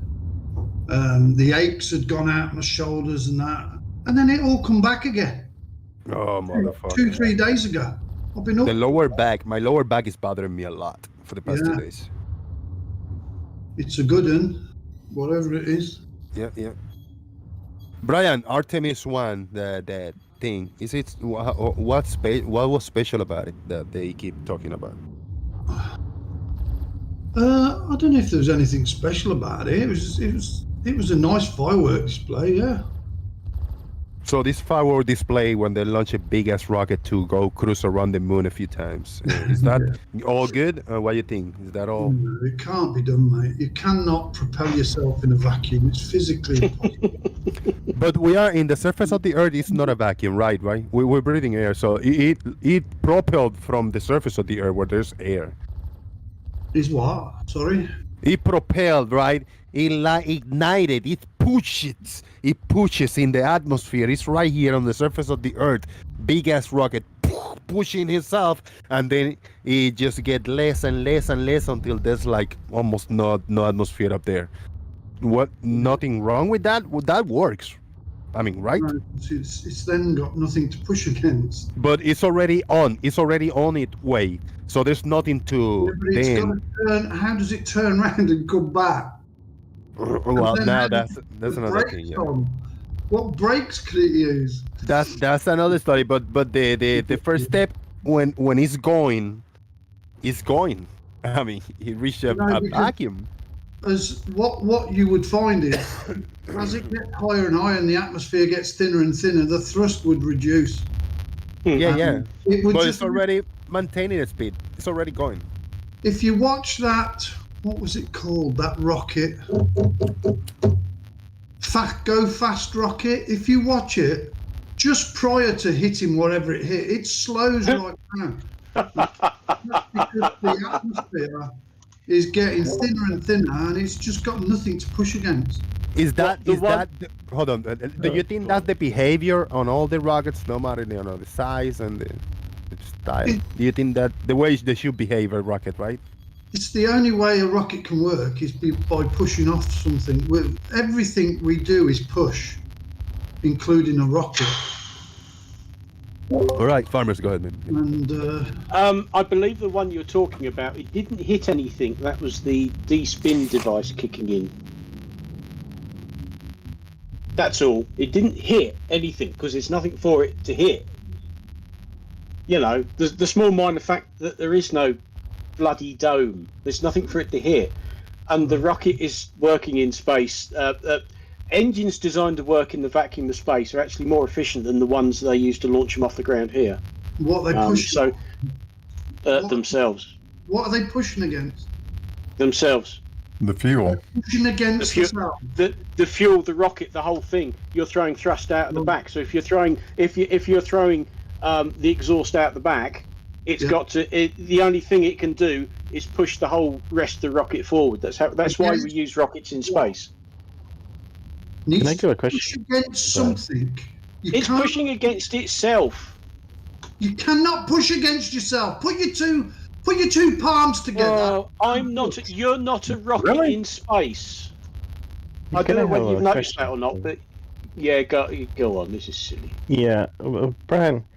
If theoretically, if they will tell you, okay, you can go to the moon, they will launch you to the space. They put a scaphandre, what's it called?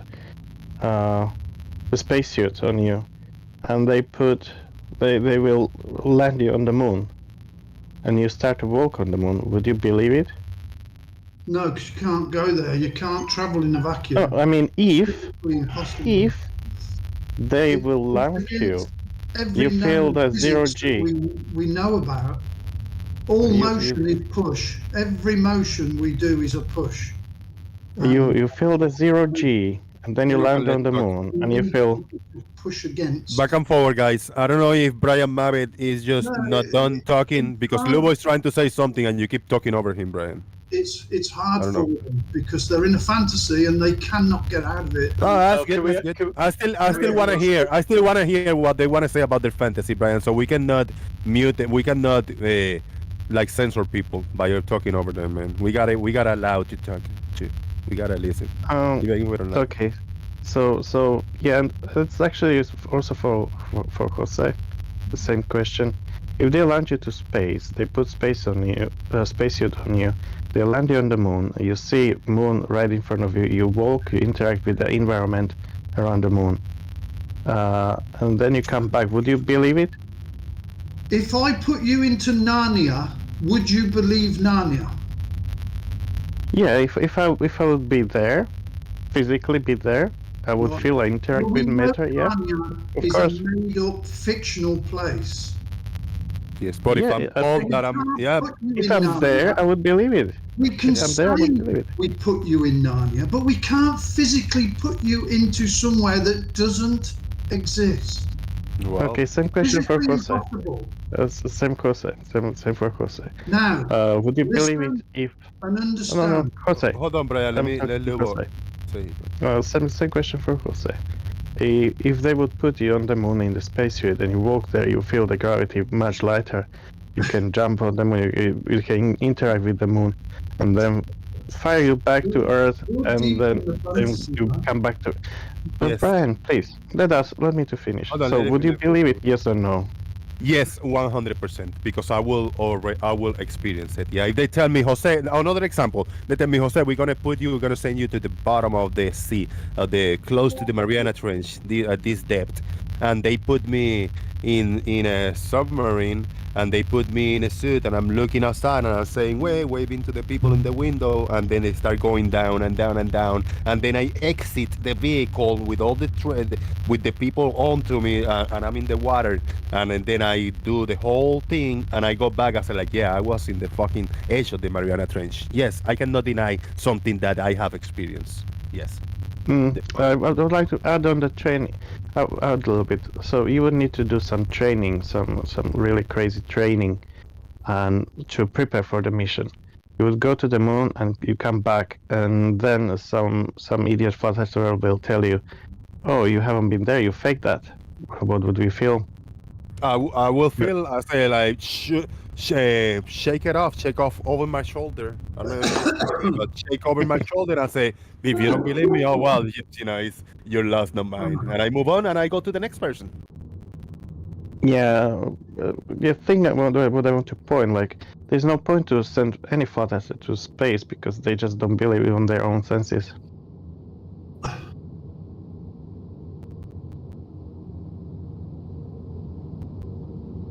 So there's no point to send any photo to any point of space because it's just waste of money. They will never believe even their own eyes. They don't believe their own senses. They rather believe somebody on YouTube saying bullshit. Let's use an example closer to like what I say about the ocean. Brian Mavitt, you got a better example or something? If I tell you, Brian Actually, Mavitt, the ocean is more difficult to reach. The Mariana Trench is more difficult than the moon. Perfect. There Perfect. were only 3 people. Perfect. Yeah. Perfect. Let's use the example now that I'm gonna send Brian to in Africa to spend the night in a tent on Africa with the wildness. And if you're then taken and you're taken into a plane, you're taken to Africa to the airport, you're taken to Africa they go to the desert and they exit and they put a tent and you spend the night over there. At the end of the whole thing, of the experience, and somebody asks you, Brian, did you go to Africa and spend the night over there in a tent in the wilderness? The answer is yes. I mean, 100% yes, right? There's no denial there, Brian, right? I've been to India and slept in a mud hut. There you go. So, did you go to India and slept there, Brian? Did that happen? And I rode on an elephant, and we had a tug of war match with an elephant. About 50 of us. Do you believe that, Chike, what Brian just told us? No, Maybe because as I well. know there's no such thing as elephants.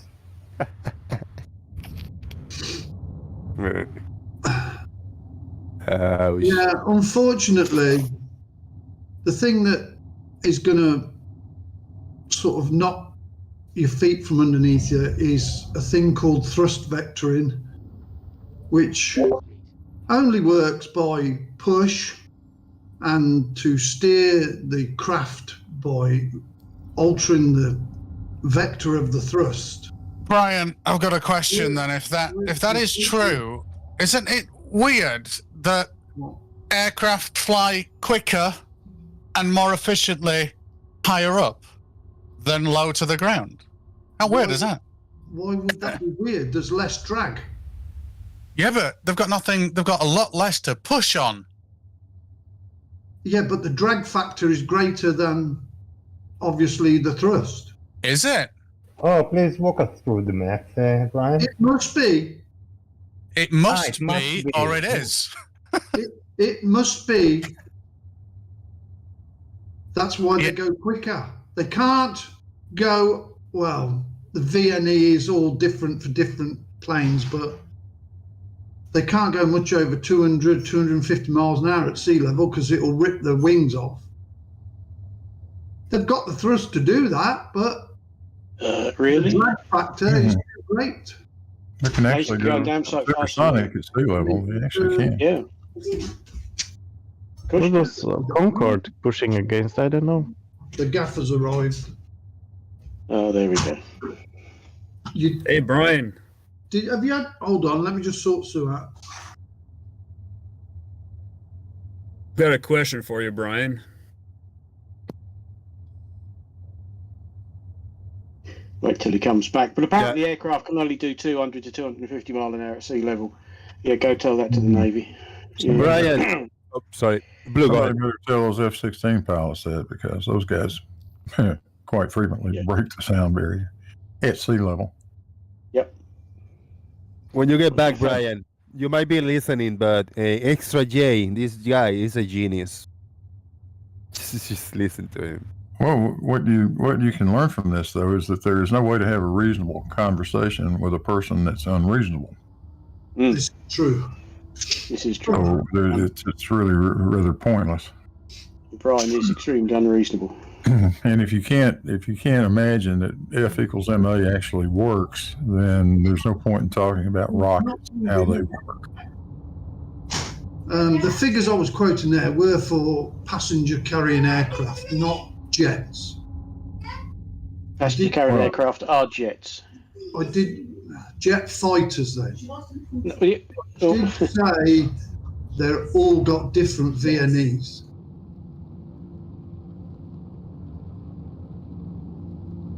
What is VNE, Brian? Can you tell me? Vector velocity never to exceed. You will. And how does that change? How does that change with altitude, Brian? Where the air gets thinner, you get less drag on the airframe. You should know this. You're a pilot. What happens to VNE as you climb? What? What does VNE do as you climb? Does it change? As the air gets thinner, you go into a less dense medium, then yes, it would. No, VNE never changes. It's always the same. Mm-hmm. What changes is the dynamic pressure on the aircraft. Because of what? The indicated airspeed at 30,000 feet is a tiny fraction of what it is at sea level for the same actual speed, which is still constrained to VNE no matter what altitude you're at. So that's the point at which the dynamic forces on the plane are more than the airframe is designed to handle. Yes. Well done. You'll get there. And What when do you you think? get the realization, if you've got nothing to push against, your thrust vectoring would not work, because that is definitely a thrust being altered to steer a craft. Not not a rocket pushing against itself. That is ridiculous. Literally the same principle, Brian. There is nothing to push against in a vacuum. Brian, can I just ask a question to Brian? Hold on, let me just finish because I've got to get to bed now. Apart from that, you cannot have burning balls of gas in a vacuum. Of course you can. All you need is an oxidizer to go with the fuel, Brian. They carry it with them. Gas in it, not a vacuum. So whatever they filled your heads with, the rockets have their own oxidizer. to get out of it, you've got to break this spell they put you under. Brian, I bet you think that they can't heat weld underwater as well, don't you? Bet what? I bet you think they can't heat weld underwater. Where did that come from? I haven't mentioned that. Well, can we have burning? Can we have? Oh, wait a minute. Can we have burning stuff in water then? Underwater. Okay. Can we have a torch burn underwater? Why are you talking about torches? I'm interested in your worldview, Brian. Can we have torches burn underwater? No, we can, because you're introducing acetylene and oxygen. All right. Would that work in a vacuum? No. Oh, why not? Because then it's not a vacuum. It's got gas in it. Oh, well, yeah, we'll take it with us and eject it out of a nozzle. But that nozzle would be in a vacuum and ignited at the point. It cannot be a vacuum if it's got gas in it. I'm not talking about what it's doing. Actually, Brian, you're absolutely right. Has got no molecules. You're absolutely right. The nozzle, Brian. Brian, shut the fuck up. We heard you. The nozzle is not a vacuum. Inside the nozzle, there is a pressure, there is gas inside the nozzle. Outside, no. Inside it, yes. So there is gas there. Not a lot, but there is gas. I find this interesting. Brian, I've got another question, Brian. Hold on, the missus talking.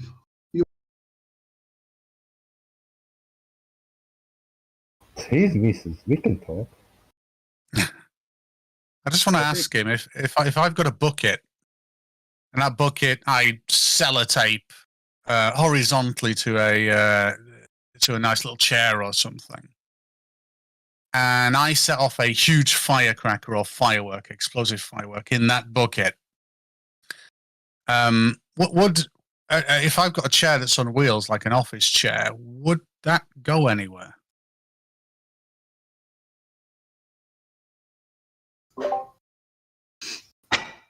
There's a firm called Red Adair. You might have heard of them. They put out oil fires, and they use an explosion to put the fire out, because an explosion creates a vacuum. Only very momentarily, it creates a vacuum which stifles the oil flames. You mean a huge pressure differential, not a vacuum. But basically, it burns the oxygen. It burns the oxygen, so it doesn't have any oxygen left. Out the fire. By burning oxygen. Realization that all of your space travel is absolute nonsense. Of course it is, Brian. What? Did you hear my question, or were you not listening when you went off? You weren't listening, were you? I was talking to the gaffer. Right. My question was, if I've got an office chair on a really nice frictionless surface, I've actually got a lovely set of wheels on the office chair on a nice surface right now, and I had something like a bucket, and I could sellotape the bucket horizontally so that the opening is facing in a direction. I set off some explosions in that bucket that chuck matter outwards and create pressure waves going outwards. Pressure waves against what? Well, they're omnidirectional at the point of the explosion, let's say, and that explosion's happening in the bucket. Would that bucket cause me would that bucket restrict the explosive force enough so that the energy is imparted on the bucket can actually cause the chair that it's coupled to move, do you think?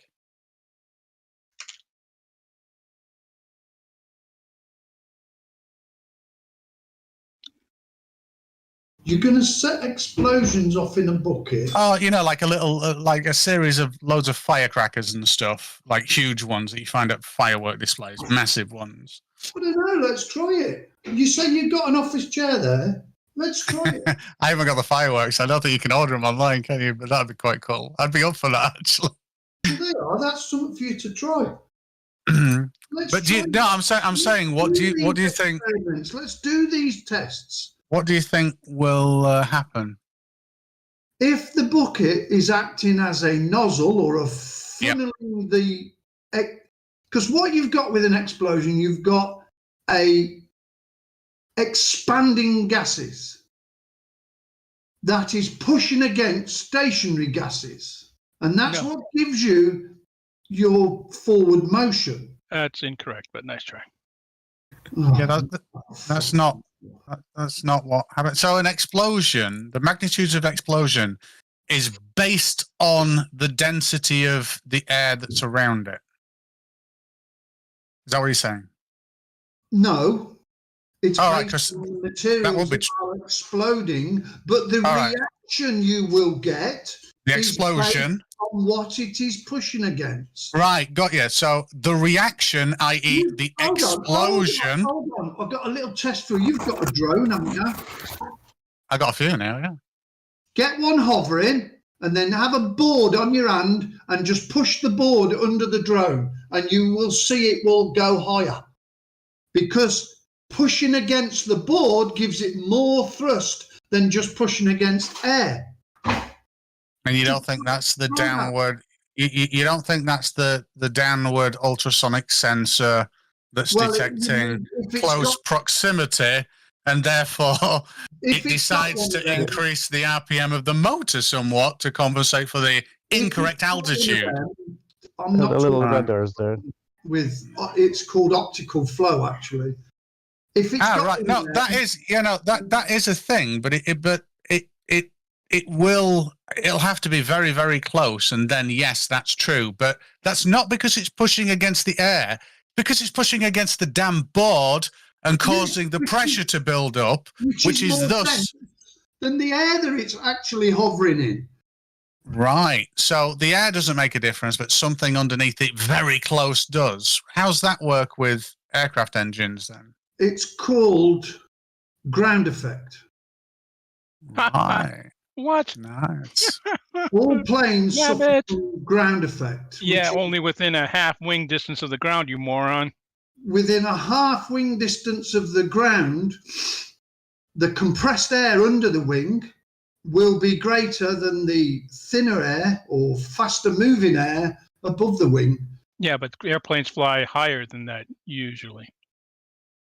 Well, yes, I know. This only affects when you're taking off and when you're, well, not so much when you're taking off, but when you're landing. You mean like the Ecroplan stuff? Yes, the same effect. Same effect, because it's trying to push against, obviously, more denser water. It gets more lift. No, that's not how it works. Fuck off, Master. You're a complete moron. No, sir, you are. You're talking about Don't argue with Miss. I'll argue with you right now because you're talking the same amount of shit, only you're even dumber because you're supposed to be a mechanic on cars. You don't understand basic physics about how they work. Tell us how it works then, twat. I just posted a very American version of the experiment, the chair and firecracker experiment. I just posted it. It's a guy firing a machine gun on a skateboard. Now, if this guy was wrapped in the American flag, it would be better, but it's a very American version of the firecrackers and office chair experiment that you were proposed. So someone's actually done it, and guess what? It works. And the bullets are not pushing against the air. That's the kickback from the bullets leaving the barrel. Can you shout me out, anybody? Brian, can you shout me out because I'm back now? I was away. Can I do what, Joe? Give me a shout out. You want to give me a shout out? I'm back. Shout out to Jose. Jose. He's back. Sounds like he's full of snot. Yes, thank you. I think I know how to make a rocket work in a vacuum.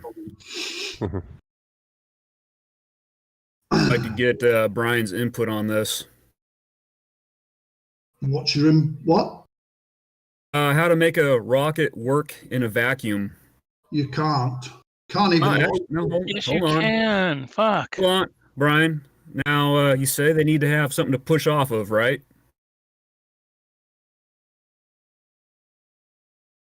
Rocket has to push off of something, right? Yeah. Okay. So, what if we attach a platform underneath the rocket for it to push off of that it tows behind it? Would it work Brilliant. then? That's brilliant. I love it. I like it. Wait, what do you think? Is that going to work, Brian? Why you laugh? Brian Lickey did this experiment, I think. That will definitely work, man. Want him to grease or try to do an experiment with that? That sounds like a thrust reverser to me, but okay. What about a magnet? A big magnet in the top of the rocket? Attracted to what? Hold on. A big pole, 100-foot long pole, like wooden stick with a big magnet in the top, and just sucking in the spaceship, the magnet, and then you keep going up. Kind of like putting a big carrot up there, huh? Maybe. Carrot and the donkey, yeah. The problem is, you would have as much downward force as you have upward force, so it just cancel each other out. Oh man! Remember, the one you're holding above it would be trying to attract downwards, and the one on the nose of the rocket would be trying to go forwards. So unless the arm that's holding the top one is not attached to the rocket, they would just cancel each other out. I just got a quick comment before you go. Slice Parkane did a video about this about 10 days ago. Did you get to watch it or not? Who are you talking to? You, Brian. Well, you got homework. Watch Slice Parkane latest upload. It's about rockets on vacuum. I don't watch anything Sparkane does, I can assure you. Well, this is about the topic. If you're interested in the topic, don't matter who put the content. It's a practical demonstration. You should watch it. What Brian really says is, please don't give me any real information. I already have my mind made up, and nothing you have will actually change my mind. I have got a question though, Brian. I mean, you've almost got me. Yeah, you've almost got me. But there's one little issue that I've come across. I've come across no demonstrations of how a rocket generating thrust doesn't work in a vacuum, but I've come across loads of examples on YouTube and videos where it does. By, again, like Blue said, carrying an oxidizer, and they've even measured the thrust. They've even done it, small experiments with a little tin can as well, showing that there's thrust. Now, I've just watched about 2 of them. Why should I believe you and your religious beliefs over these practical demonstrations? What religious beliefs? I haven't got religious beliefs. You blindly have faith in the Earth being flat and everything is a lie. So let's just take this one belief: rockets don't work. Yet I'm seeing. Wait a minute. In a vacuum. They cannot work. Yes, that's fine. That's fine. On how they work. Yeah, but I'm still left with the conundrum here. As much as I really want to believe you, Brian, I'm left with the conundrum that that's the last thing you want to do. I'm open to it. I'm open to it. As a sort of a testing, using the same sort of principles, jack up the drive wheels of your car, stick it on axle stands, and then drive your car, and see how far you get.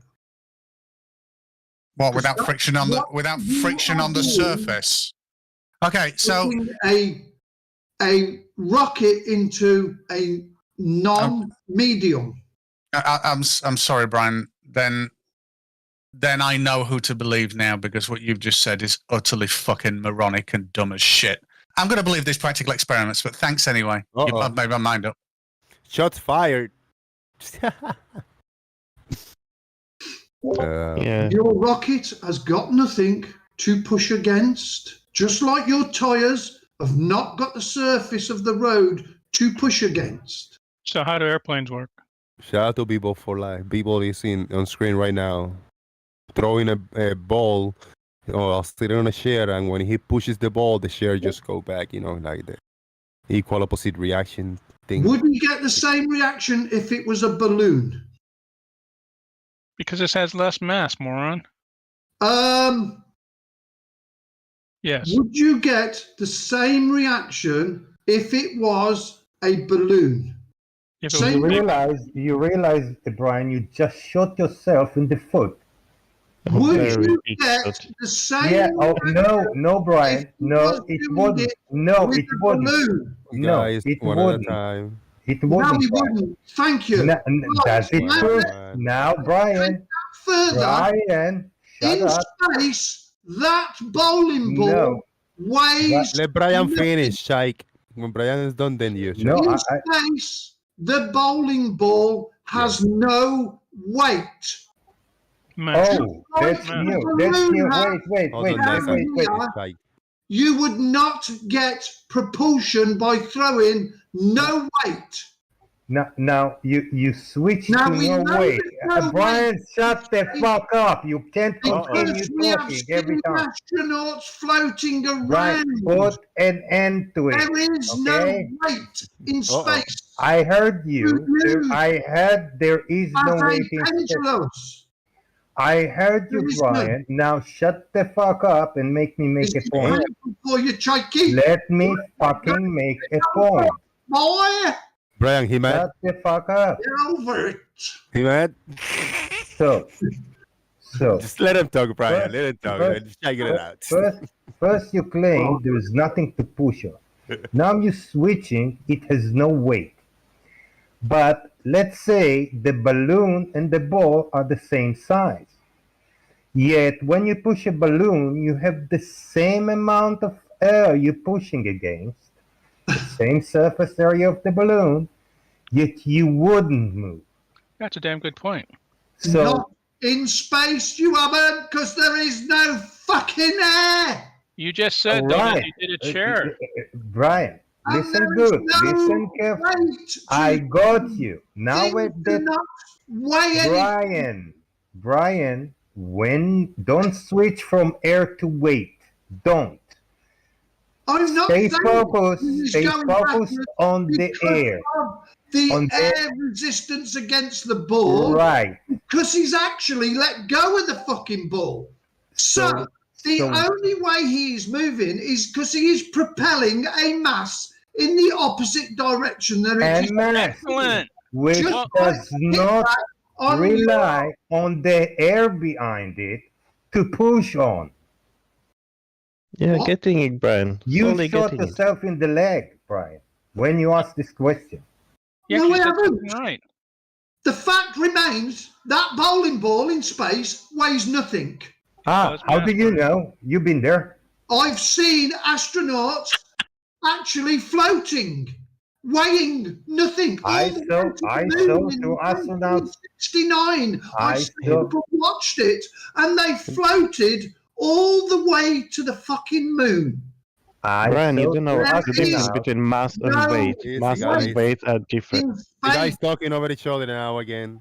Brian was finishing his point. I wanted to hear what the astronauts have done floating and no way. And then one person at a time. And Chai, you want a point? I don't know if that was Lubo, then after you, and then NASA. Comments. Let's try not to comment too quick in between. Brian, I saw two astronauts pushing against each other, and they both went different directions. So it looks to me like Bebo and his ball. Weight or no weight.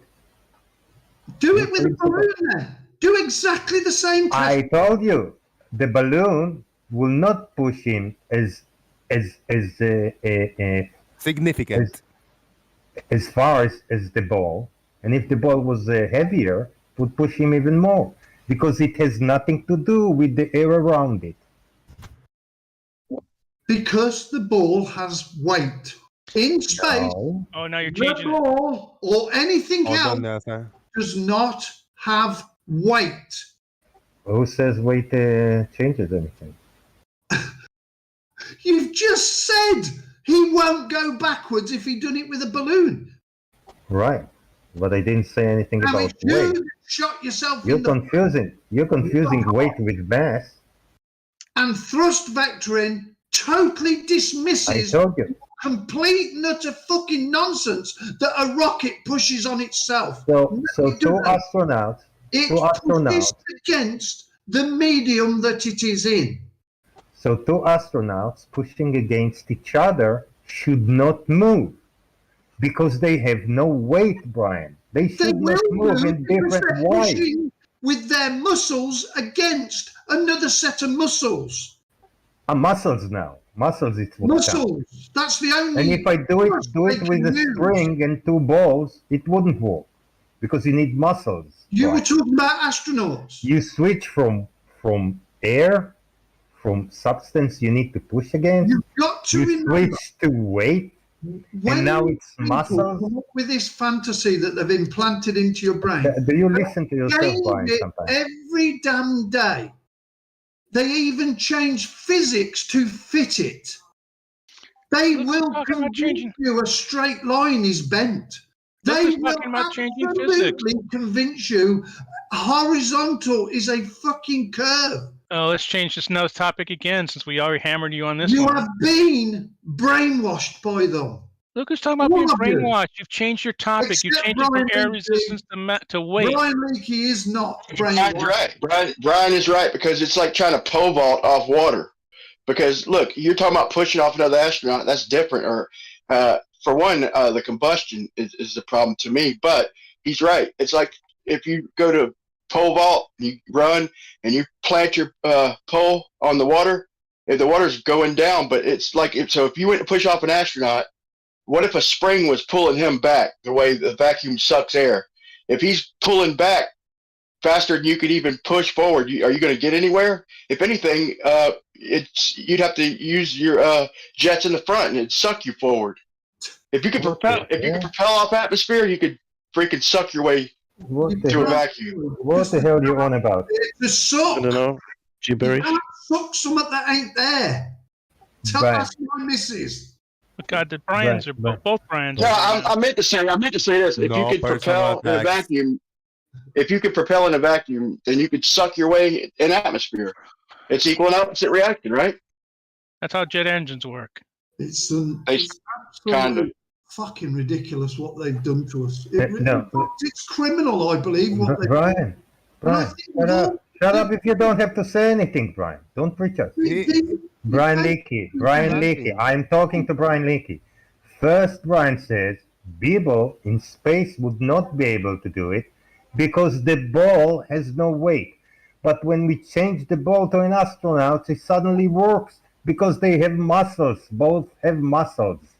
Why are you If the comparing ball had that to muscles, gas? If the ball has mass, why? Because gas has mass, and the ball has mass. And when you burn the gas you brought with you, you lose mass. So how much gas would it take to? Push against it. You push against it, and that's what you push against. The mass How much gas would that it you take brought to? with you. How much gas would it take to equal my mass?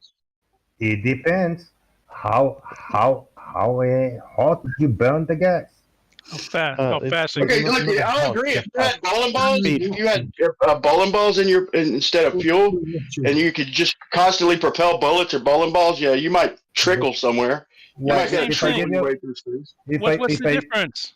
Brian, what's the difference? If I gave you NASA a chill, ball, you're cutting in between. Now, Chike, NASA never had a chance earlier when I say like giving turns. So try to wrap up the point because Pay NASA has a point and I cannot have him like jumping in between a conversation like that because it will sidetrack us. Just one thing. What's the difference between Beagle's ball and a ball full of fuel? The fuel don't have mass. So why does the nozzle expand in the rocket space shuttle? Why do the nozzles expand as they go higher and then until they hit maximum expansion at like what 10 miles, 15 miles? Because the pressure. Because there's nothing to push off of, and they're running out of shit to push off of. Mikey had a good question. No. No. Mikey had a great question. What's the difference between launching out bowling balls and shooting fuel out the back? Fuel don't weigh Because anything. a vacuum doesn't suck bowling balls. It sucks gases. What? Okay, for fuck's sake, dude. A vacuum doesn't suck bowling balls. It sucks Vacuums gases. don't suck. Vacuums don't suck. Yes, the fuck they do. No, They're low the pressure. fuck they don't. All right, NASA chill and Brian Mavitt, but you guys gotta talk and let's talk. But NASA, you say it doesn't. No, but make your point, and then he can make his point without your interruption. You God, first. I don't know which ones. I mean, Brian has changed the goalposts from pushing on air, which Checky really pretty much hammered with him by pushing a balloon and pushing a ball. If they're the same size, they should give you. Then he changed it to weight, and he's close on weight. It's actually mass. Then we got the other Brian coming here trying to white knight for him. What's the difference? Checky said, "What's the difference between throwing out bowling balls and throwing out propellant? It's not as if this propellant is weightless, for fuck's sake. It weighs millions of tons." No, it don't. Hold on, Brian. Real quick. Wait, let's talk about that though, Brian. Hold on. If we're in a capsule in space and we have a bowling ball and an environment, and we open the door, is the bowling ball going to get sucked out, or is the environment going to get sucked out? Genius. Oh fuck. Vacuums don't All suck. of it. Vacuums don't suck, man. No. All of it's gonna leave. All of it's gonna leave because the air is trying to reach the vacuum, not because the vacuum is sucking on the air. The bowling ball is not going to get sucked out like the air is, bro. So don't compare the two. Go ahead, Brian. Sorry, man. The only reason the bowling ball would get moved is by the rush of air pushing against it as the air gets sucked out. Once again, the air is trying to reach the lower. So don't area. respond. Hold on, Brian. Once again, the air is trying to reach a lower pressure area. The air is moving to the lower pressure area. The vacuum is not sucking on the air. Yeah, if you want to get technical because you have no response to the bowling ball not getting sucked by a vacuum, then go ahead and play that game. But my point is if you open if you can't compare bowling balls to gases. It's not the same, and you know it. And how can you? Somebody respond to that, please? Yeah, they're exactly the same. I can, very much so. If you have a jug full of fuel and you throw it out of the rocket, it's the same thing. Well, I mean, obviously the gas is expanding faster, so it's pushing you faster. It's the same thing as just letting the fuel out of the back of the rocket slowly. The end result is your change in velocity is the same. No. Okay, so even though when I opened the door, the bowling ball barely budged, all the gases are gone. Okay, so you want to compare the two. The point is that vacuums don't suck solids like they do gases. You cannot compare the two. Okay, if you had bowling balls coming out your nozzle, fine, you'd sputter forward a little bit. But you don't have bowling balls coming out, bro. You have gases that are being sucked out as soon as they're introduced. And you're not even going to be able to combust them unless you do it inside a chamber, which they're not going to. It's common sense, man. It's all mass. It's all about mass and velocity. Actually, the exhaust gases are better because they come out much faster than you can throw away bowling balls, for fuck's sake. You guys don't understand simple physics. Let's avoid the personal attacks. The colorful. It's like pole vaulting. It's like trying to pole vault on air, bro. Or a ground that with no resistance. If you push your pole into that ground and it's just collapsing as fast as you're pushing up with the pole vault, then you're not going to get anywhere. It's the same thing as gas. It's getting sucked out or blown to, whatever you want to call it, and at the same rate almost. Hold on, Brian. Hold on. I've got to go. I've had my orders. I've got to be up at 2 o'clock. So see you later, NASA. We'll pick this up later on. See you later. Take care, Sue. Good to hear. Good that you are all right in the background. Very quiet. Hey, woo!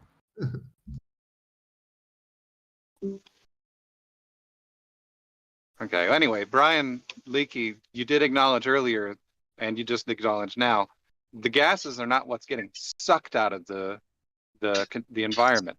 They're reaching the lower pressure area. What we're talking about is the fuel is mass, and you're ejecting that mass out of the rocket.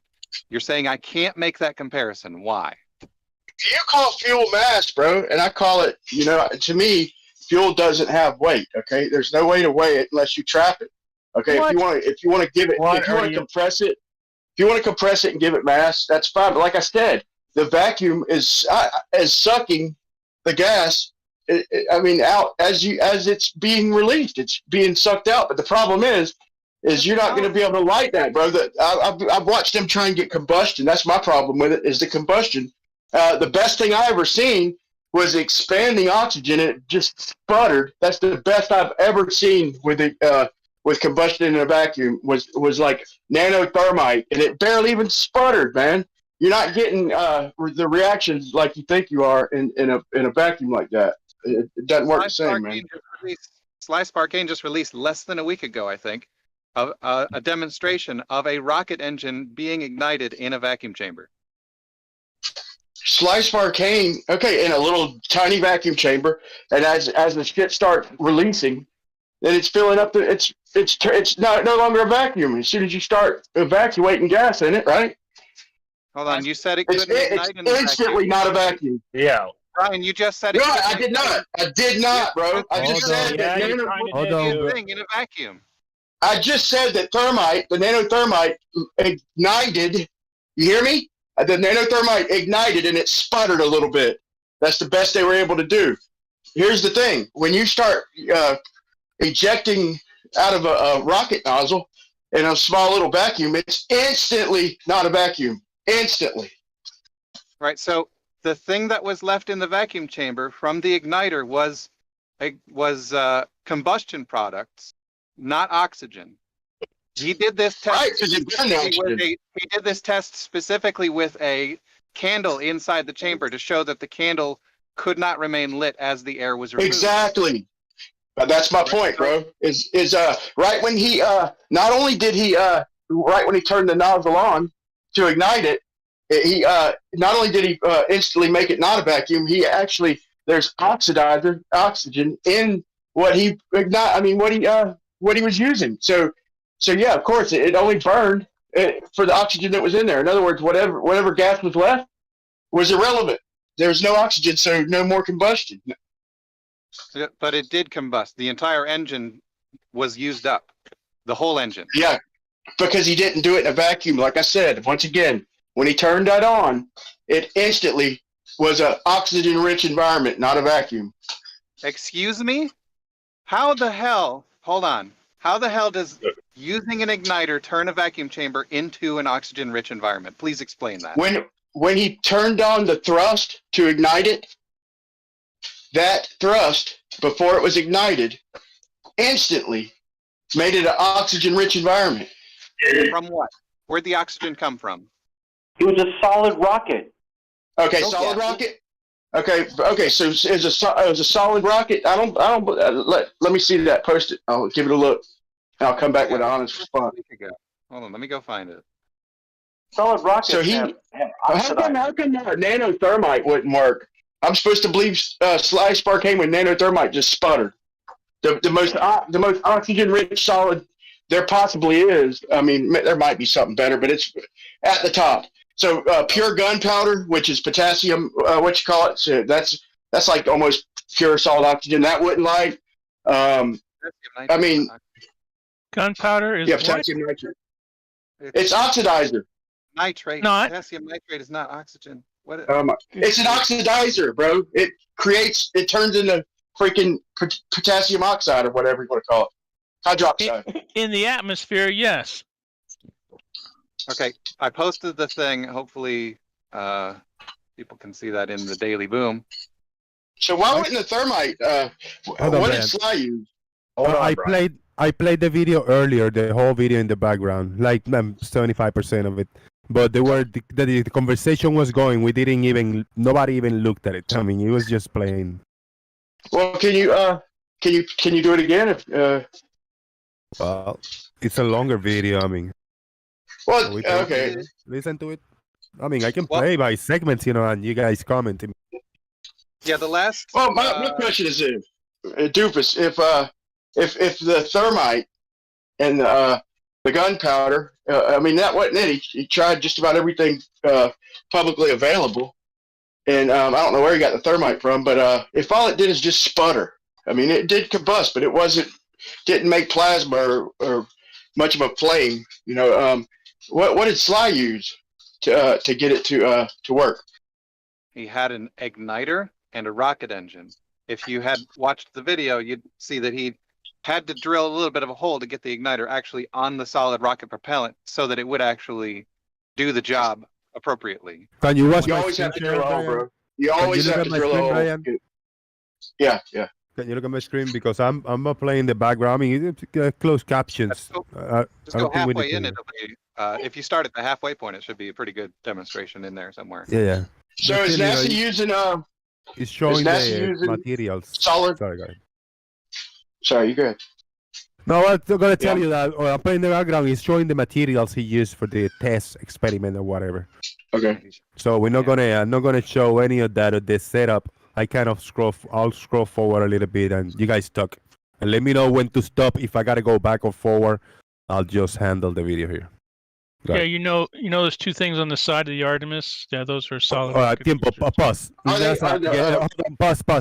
NASA, made this point first because we're in Doofus and Brian. We're gonna talk about this video. So go ahead, your point, NASA Shield. I was just gonna say that those things on the side of the Artemis, those were solid rocket boosters.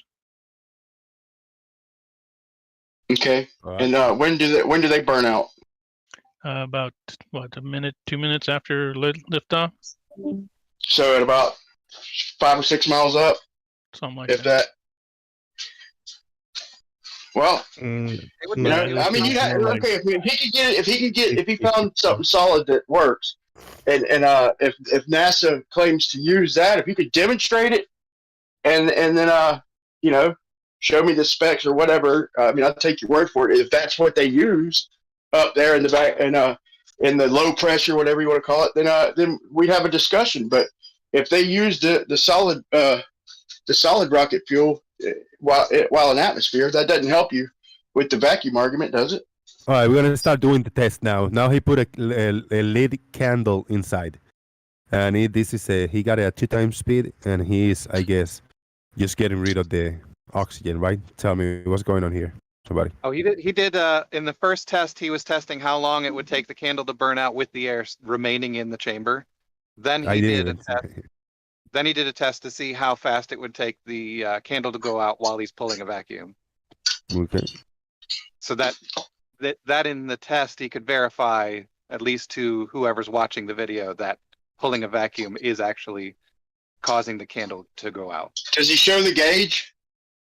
Yeah, the gauge is on screen. Yeah. I know, but I can't see. I can't too see small. it. Yeah, but it's there. No, I know. I've got it large. I can't. It's at an angle. I can't see the numbers. Yeah, in the beginning, like. Sorry, go ahead, David. Yeah, he reads it out in inches of mercury, so you have to know how to convert units there. Yeah, and look at here. There's, a timer, a little gauge right here. But when I play, I scroll forward, but over here, whatever he's doing is you can see it a lot better. Wait, you just skimmed through where it captioned what the fuel was, unless somebody knows what was the solid fuel. I think it was just a regular old solid rocket model rocket engine, but just one that he made with potassium hydroxide. I mean nitrate and carbon, and yeah, you got to drill a hole in all of them to get them to work, right? Right. He didn't make the propellant. It's just a solid model rocket engine. Right. So he never says what it's made out of, or is it just the ones that ain't they all made out of potassium nitrate and carbon shit?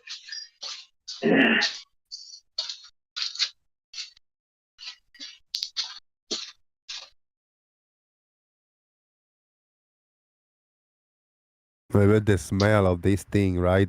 All kinds of fumes and smokes and burns. In the first few iterations, all you would smell would be basically off the igniter, because the engine didn't light because he didn't have the igniter touching the propeller. So this is a normal atmosphere here. So he gave us something to compare it to. Okay, it looks like his gauge is I mean, I don't know what the rest of the gauge, but it doesn't look all the way down. But I guess it doesn't have to be all the way down. But you know Maybe what? we This get that. this is good. Yeah, this is good, Brian. For later tonight or maybe tomorrow, sit down and then watch the video with the full audio and then analyze it yourself. And if you want to put Yeah, a fair enough. kind of an answer or whatever, but as for right now, we kind of looking at it. Yeah, how long Yeah, is it? It's only like 8.5 minutes, right? Yeah, it's like 8 minutes. Yeah, it's not a massive video. Not too long. Here's where he's talking about drilling that hole. Yeah, you got to drill a hole to channel the reaction. It helps channel it out. I've got this stuff to make another model rocket engine, man. It's just like by a stump remover and sugar, basically. You can use other shit. You don't have to get the carbon from the sugar. You can use actual activated charcoal shit. I absolutely love the use of the fidget spinner here. Not just because it's a fidget spinner, but because it makes it so that as it's going around, it's not pushing off of an opposing wall. It's the wall that is nearest to it is angled away from where the exhaust is going, so it can't push back on the rocket, which I heard is one of the excuses some flat earthers use. That's a good idea. It's not an excuse. It's a fact. If you've seen that one video, the guy's got the little projectile right there by the back of the freaking chamber. I mean, that's not a very honest test. That's fire. That's a normal. Is this the one in normal? No, he's pulling a vacuum on these tests. You see the needles going down. It just said though he's going to show the reaction in atmosphere. I'm asking if that was the one in normal. He did the igniter tests in I think that was the correct test he just did there. But he did the igniter test in normal air. I don't know as if he did the rocket in normal atmosphere. All right, man. If what you're saying is correct, then if NASA can use if they can get combustion, then it's possible they get a little bit of push. You know, it's only going to go by the mass, as y'all call it. But to me, I don't think they're using that solid rocket fuel, and I don't know anybody who's ever claimed that. I don't know. Brian, you didn't do your research about that.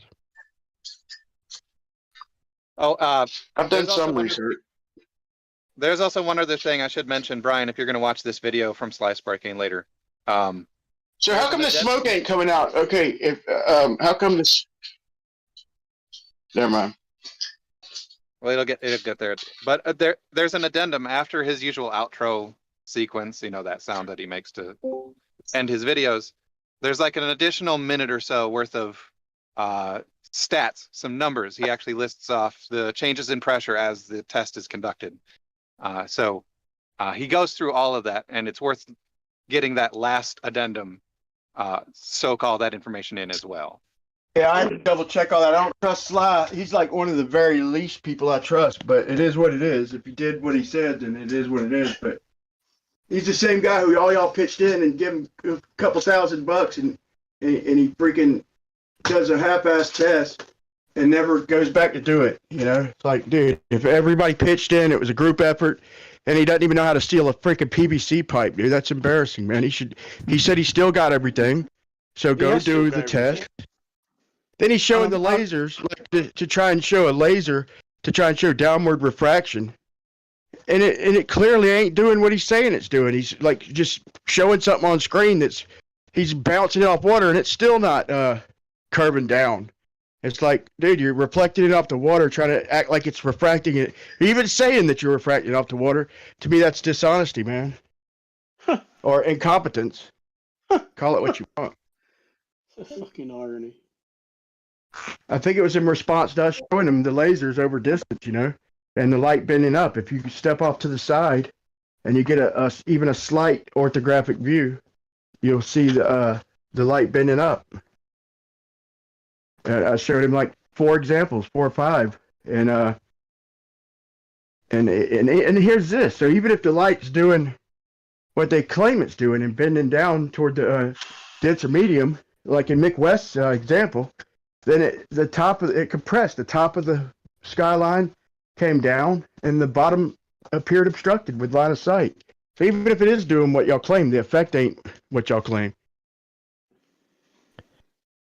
Oh, Brian, can I say something to you? Last time I watched a debate where you were with Bitsit, and I can actually tell that you were much better than Bitsit. At least you presented something. I mean, even if there was like a lot of refraction, but at least you presented something. Unless like Bitsit, he didn't present anything.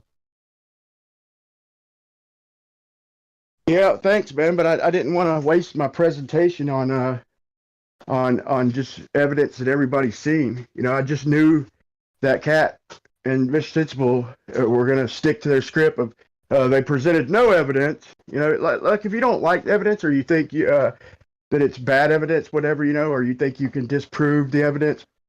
But I wasted half of my presentation showing the numbers, showing the elevations, the air temperature, water temperatures on some of them tests, and they still just say, hey, they brought no evidence, just still stuck to the script, even though I wasted half my presentation so they wouldn't do that because it's childish. What, as childish as pretending the Earth is flat? Mr. Sensible presented his weather balloon experiment. I think that was probably the best experiment of all presented over there. Best evidence. Bro, I know. Dude, I wish he'd have left it on screen, except when I told him to leave it on screen, he showed the freaking the fisheye part, which was deceptive to me. But even still, even with the fisheye lens, you could tell it's not dropping off in the distance, man. They keep talking about left and right curvature and all this, which we argue back and forth. It's a circle of sight for one. You can't go by that. It's supposed to be 7.5 degrees downward curvature out in the distance. It should be curving down. It is. 7.5 degrees is easy to see with the human eye. No, it's not easy to see with the human eye because the Earth is fucking big. Okay, so you're talking 25 miles at 7.5 degrees is not easy to see? That's correct, because the Earth is fucking big. 7.5 degrees isn't the right measurement. 7.5 degrees would be obviously visible, would be a very large amount visible. It's over 7. 7.5 degrees because after that distance, nothing is that size in terms of deflection. Bro, it's over 7 degrees at 130,000 feet. It's over 7 degrees. Do the math. Yeah, but he didn't have any water level, so he can't show it to you because water level is heavy. He did left and right experiment because that was the only thing he could actually put it on without risking that it will not fly high enough. He's trying to do Mage 3. Maybe you can invite him. Maybe he can do the horizon dropping. Well, give some input. I got a question for everybody. Should I leave the stream running and you guys, kind of hold the fort and talk among yourself? It's live on YouTube. I just cannot be in the computer. I'd be more off than on for the next half an hour at least. Yeah, we'll keep it calm. I'll leave the show on. I'll grab my phone and I'll listen. I'm gonna be in the kitchen. I gotta cook something. So I'll be on and off, and hopefully you guys, just talk. It'll be nice. It'll be nice. All right. Yeah, that's I'm surprised he put that evidence up there, man. Like, I can't believe he would even show that because the average person, look, what we see and what we argue about, that little fucking side to side curve. What people, normal people who are new, they've never seen what it looks like up there. And you gotta think about it. What they show us is crap. Like what they showed in the Felix Baumgartner jump, what they show in the NASA photos, bro. They show like out 400 or 500 miles, it looks like a little planet, and people don't stop and do the math or even think about it. They just planet Earth. If you look at it, you realize that it's a fisheye lens. That's a big eye opener. Like why do they even show us that horse shit? So for people seeing that for the first time, that's going to recruit more flat earthers than anything me and Austin said. I guarantee you that. It's a fisheye lens that only curves. The typical reason why they have cameras, NASA or anybody else that's trying to get some kind of telemetry, is so they can see more. So they use a wider angle field of view. That's not deceptive. That's just fitting their needs. If their needs were to satisfy flat earthers, then they would use a rectilinear lens every time. But they're not out for that. They're not trying to satisfy flat earthers. Brian, what about the pictures that shows curvature of only curved things and straight things remain straight in them?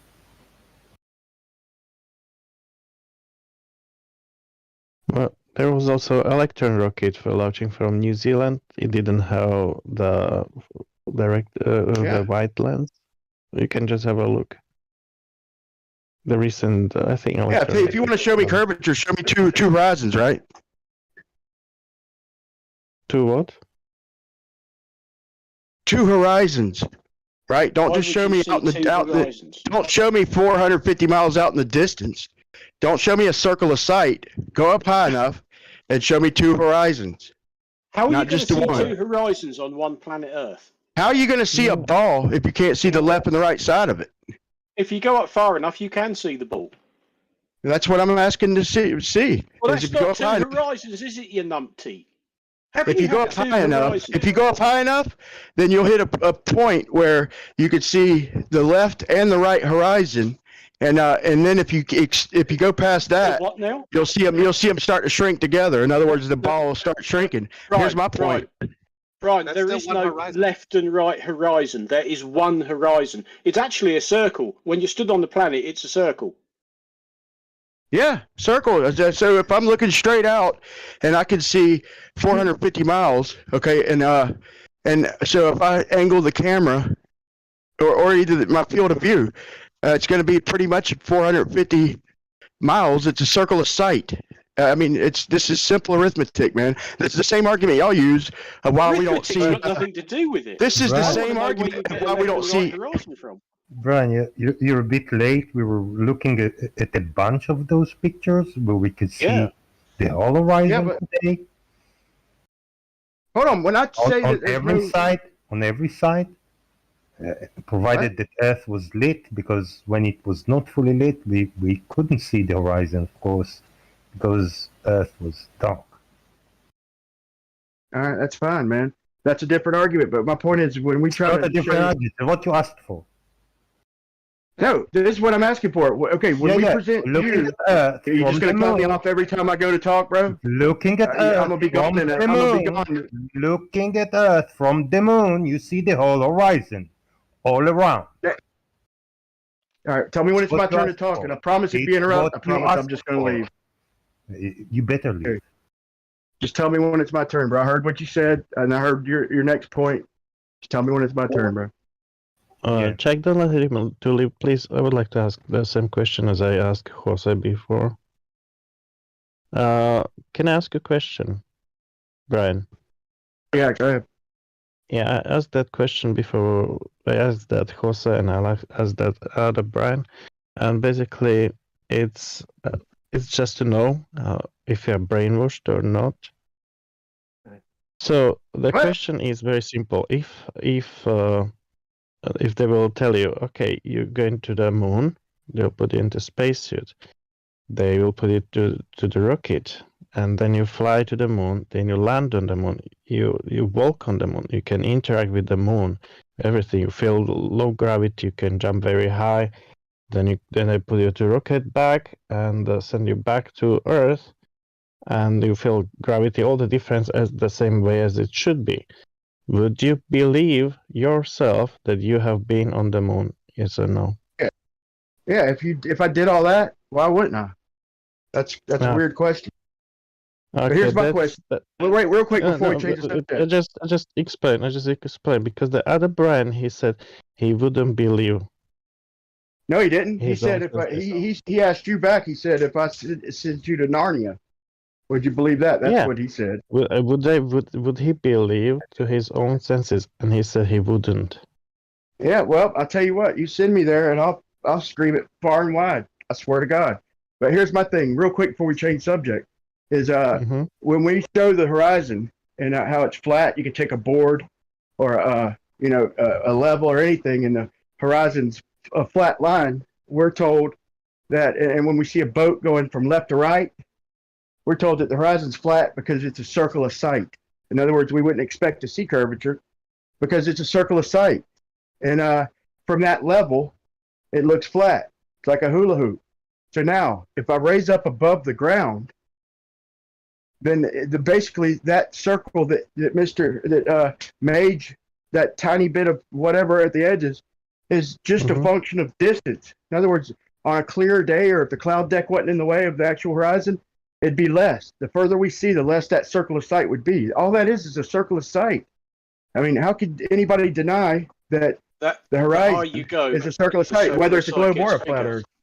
The higher you go, Brian, the bigger that circle gets. Well, if it was foggy, it would look like an even bigger circle further down. No, you deny that? Hold on. The less we see, the bigger the circle gets. No. The more of the curve of the edges being curved. Yes, if it's foggy, out and you raise up off the ground.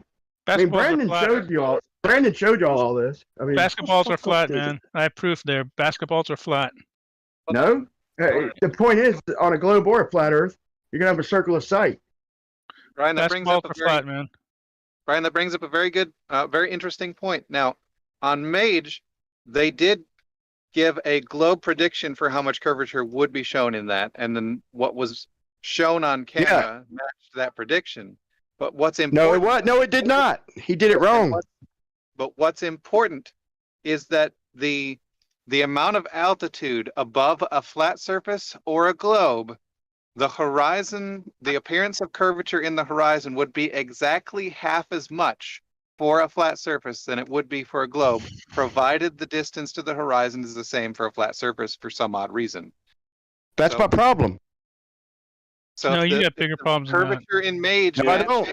Globe, that already rules out a flat surface because the amount of it doesn't. The amount of curvature present in the video is more than what a flat surface would be for that same altitude. Bro, look at any high altitude footage, bro. And when you get up to 120, 130,000 feet, bro, that means there's 25 miles of curvature out in the distance at 450 miles. Do the math. Okay, so if you're 20 miles up, let's say you're 20 miles up, and let's just say there's 20 miles of drop in the distance. You've got to see drop in the distance going straight away from you. And when you get up to 7 degrees, you see drop.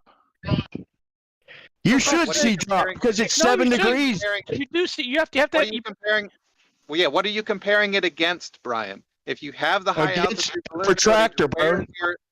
If you have your high altitude balloon footage and it's already recorded, where is your horizontal reference? I'm just saying a protractor. You look at 7% of a basketball. You think you won't see the curve? All right, let's try this again. Where in that footage is your horizontal reference? What are you talking about? The horizontal reference is the height. There is no horizontal frame of reference. It's a circle of sight. That's my point. That's another one of my points. You're just making my points for me, bro. No, you don't understand again. No, because you said you should see the drop. You can't do that unless you have some kind of reference to gauge it against. Bro, if you can't see 7.5 degrees of curvature, then there is no reference in the footage for which you can gauge how much drop there is. Therefore, your point is moot. Okay, if my point is moot, and you say that you can't recognize 7.5 degrees of a ground curving, then that's you. That's your claim, not mine. Here's what you asked for, Brian. What are you going to gauge that 7.5 degrees with respect to? The ground curving away from you at 7.5 degrees. Well, hold on. This ain't no on the ground little claim. This is 20 miles in the air, bro. You see 450 miles away. And that 450 miles, there should be 7.5 degrees about 7 degrees of curvature, we'll call it. 38 minutes past the hour, Brian. I posted what you wanted. Because in an angle, you need 2 points or 2 lines or something. You need 2 things to compare to find that angle. You have the ground. That's one reference point. What's the other one? So if I look at the top of a basketball, do I need references to see the curve? Or do I just need to see the curve? And if I don't, then I know I'm not looking at a basketball. Bro, you're not using common sense. So, Brian, basically, Mr. Sensible show you the curve. You're not satisfied. You want to see the drop. Now, bro, you're indoctrinated, bro. The drop. You say you need to see the curve. You need to make up your mind, Brian. Because that's exactly what we would see on a flat Earth, bro. What the no, it's not. You want to see? Yes, it is. You wouldn't see. Look at the picture I posted at 30 past the hour. You would not see that on a flat Earth. Bro, will not, you would will have not, Brandon demonstrated this with a drone. You will not see the horizon dropping away from you high more as you get higher. Yes, on you the flat would. It Earth. depends no, on how far you can see. Would okay, not. Let me ask you this then, Paige. If I went up 1 mile, okay, and it was a foggy day, so I could only see out 3 miles, what would I see, Paige? You'd see 3 miles. So what? Yeah, I'd see a circle 3 miles around me, right? Wrong. You'll see fog all around you. There would be Okay, no so horizon. but in other words, There would I'd have a be no circle around me. So if I took a picture of that circle, and then a part of that circle, and then I'd turn the camera, and I'd see another portion of that circle. But if I added it all together, it'd be like a flower, right? That's What all are you're you doing at a saying? bigger scale, bro. It's a circular No. sight. You're No, not look- being honest if you're avoiding Look this at that point.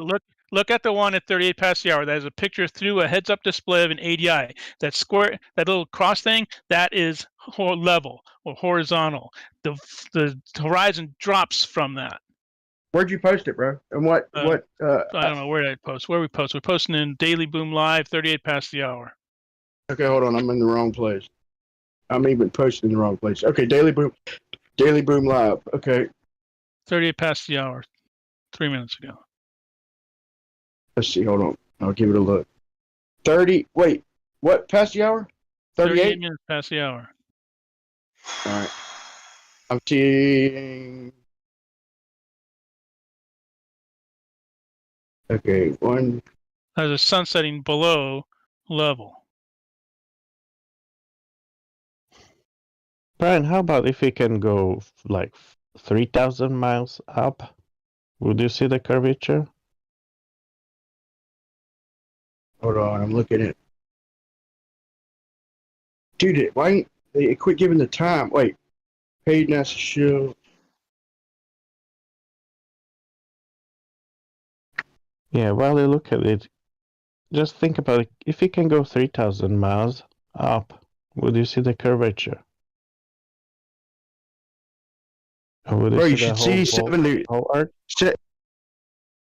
If you could go, I mean, as high as they go, we should see the ground dropping away at 7 degrees. It might not look like a giant curve, but it's going to be about between 20 and 25 miles and 7 degrees of curve. I don't know why they think we wouldn't see that. Right. When we say how about 3,000 miles up?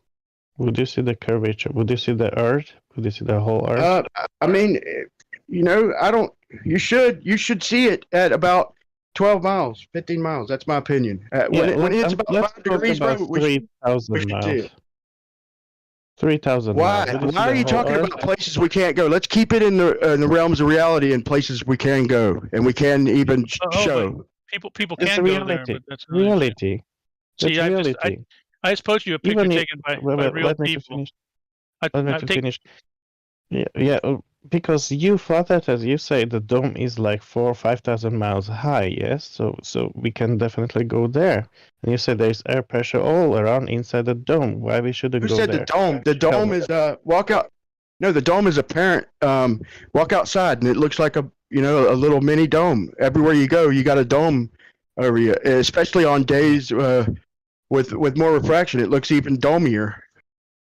So, It's just so natural. how That's high is the natural. dome? That's perspective, right? But there could How be a high dome is up the there, I dome? suppose. But that's speculation, right? How high is the dome? I don't really think. I think it's apparent, man. I think it's everywhere around you, man. Like I said, the dome follows you How can around. the dome hold the air pressure? What? You say must be dome. Always thought that I said there must be dome because Yeah, it but it ain't holds got to the be air a pressure. dome. How does it I'd hold say the air okay. Let me pressure? let me give you my speculation. If you all right, don't hold it to me, but you could give any examples you want. But I'll speculate on my opinion. But like don't completely pin me down on it because, like I said, it's my opinion on what I gathered. I'd say about 100 miles, man. 100 miles. That'd be a guess. Yeah. Is the sun Brian. inside or outside the dome? Oh, for Yeah. fuck's sake, let's why you deviate from what he says? I want to ask him the question. You said 7 degrees drop, Brian. When we say I say? there is a drop, When we say there is 7 degrees drop, we mean drop from horizontal. That's know, what we the mean. ground. So you need To the ground, right? no horizontal. Once you establish your horizontal at 138 feet, however high it was, you can measure the 7 degrees drop. But you need to establish horizontal to measure it. You At don't what point? At what point would I not? At what point can I just see it, Chikey? And I What wouldn't do have to you measure it. I can show you. Again, you need a horizontal to compare it with. Yeah. At what point would I not need a horizontal that it's just curve? I could see the curve. I mean, there's got to be some point. I don't know. I don't know. It depends. Okay, see, I just speculated on the height of a dome, bro, and you can't even give me a guess. 400 That's miles. dishonesty, man. It's 400 dishonesty. miles. Okay, 400 miles. You'll see the all Earth with your eye. So you'd see the ground curving away from you. No, you see a circle. You see Earth as a circle. Okay. Me personally, I think anything at 5 degrees or more, I think I could recognize pretty handily. That's my personal opinion. Really? I've never tested that with the Earth, but that's my opinion. If you show me a 5% of a basketball or 7%, I believe I would see that it's a basketball. Forget the basketball now. You ask for a drop. How many miles a drop before you recognized it? Because if you're 20 miles up and there's 20 miles a drop, about your field of view.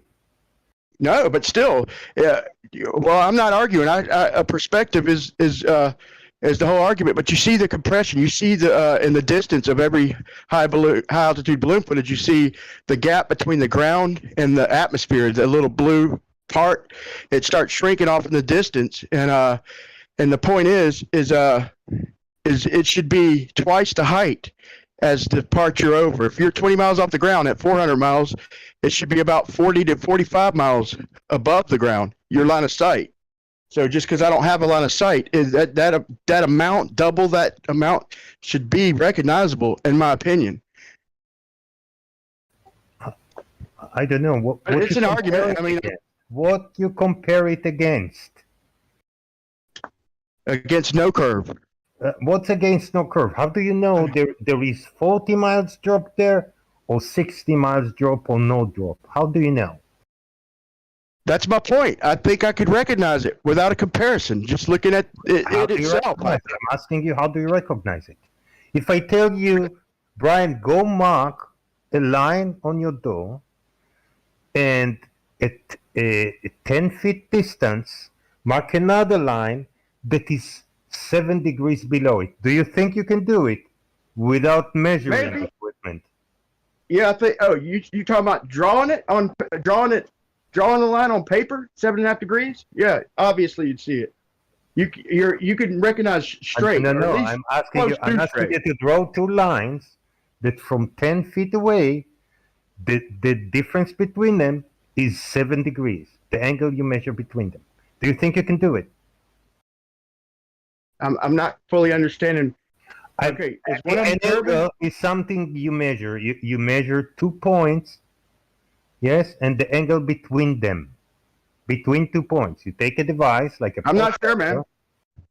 I'm not sure, but I know your brain has found a way to dismiss 25 miles of extra drop. So 45 miles. Yeah, your brain literally has. Your brain has found a way to ignore 7 degrees of curvature, which equates to 45 miles. I just didn't have the equipment like you see in the pictures NASA posted and Larry posted. When you have the equipment, you clearly see the drop. If it's over 400 miles, man, not 400 miles. It's an airplane, so it's only about maximum 50,000 feet. Man, I'll tell you what, man, I'll have to put that to the test, man.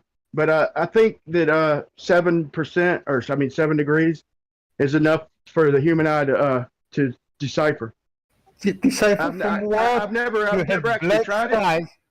You have black skies and you have ground. what are the 2 points you're measuring the 7 degrees against? I'm measuring not straight. Basically, I don't have any points of reference. All I have is the ground, and I'm measuring. I'm just looking at it with my eyes.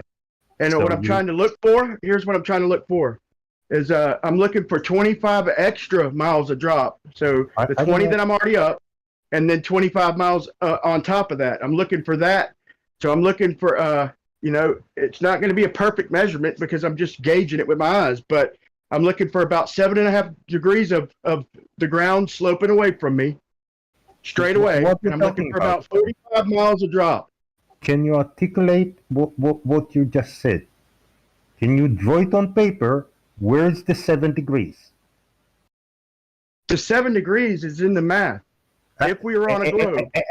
Fantastic. Can you draw it on? You cut me off the stutter, bro. Can you draw it on paper and show me what are the 7 degrees you're talking about? Yeah, he'll do that another day for a video or something. It takes a while. I just want to ask everybody that's still here to thank you for hanging there.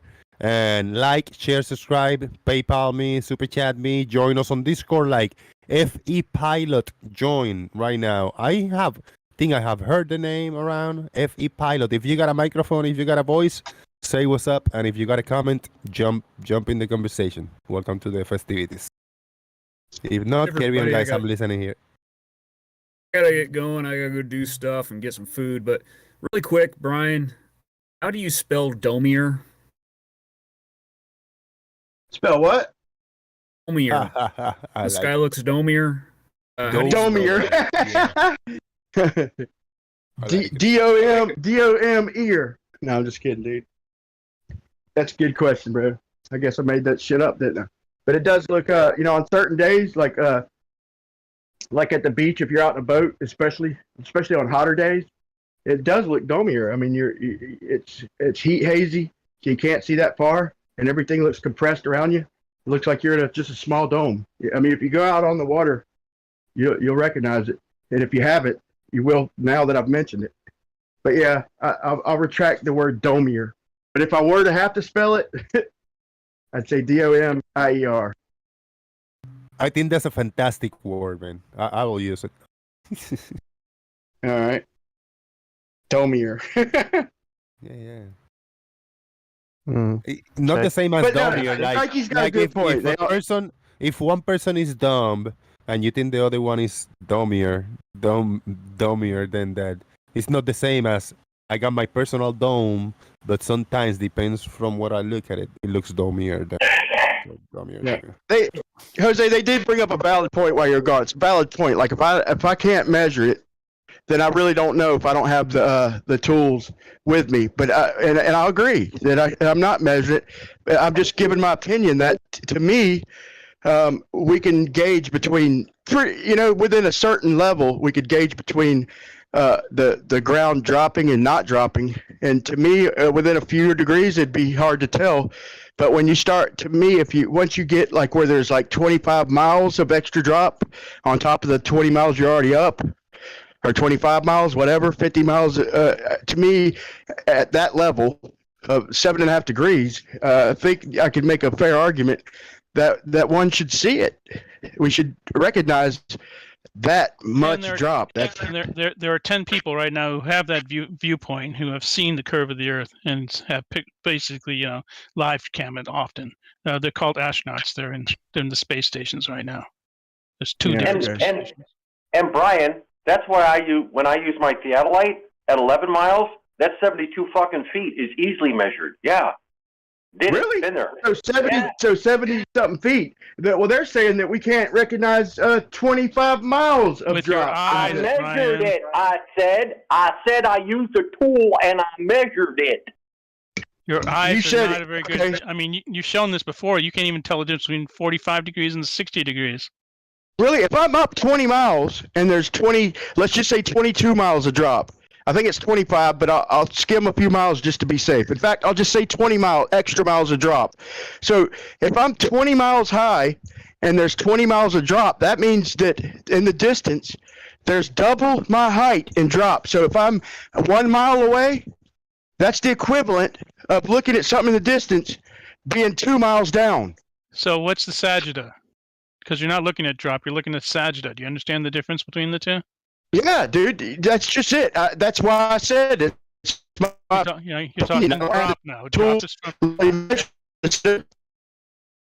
from the drop is from your level, from the tangent. What you're seeing is sagittal. Okay, fair enough. Fair enough.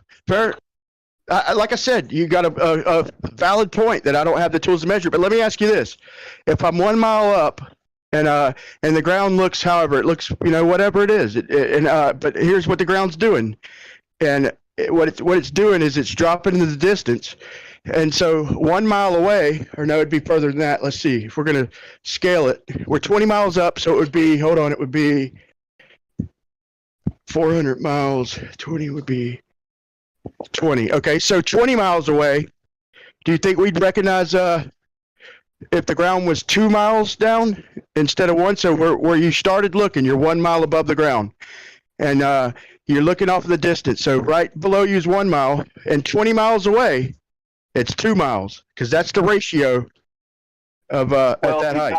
If you have some way to reference your plumb line, your vertical line, and your horizontal line, yeah, you will see it, just like a HUD display in a fucking airplane. So we would be able to tell that the ground is dropping away from us in the distance at that rate. Yeah, just like in an HUD in an airplane. That's my point. It doesn't appear that way in any of the high balloon footage. It does appear that way, and the tool measures it and displays the proper value, 3.5 fucking degrees from a 40,000 foot airplane. You're just being dishonest. What do you mean? I'm talking about straight out in front of you.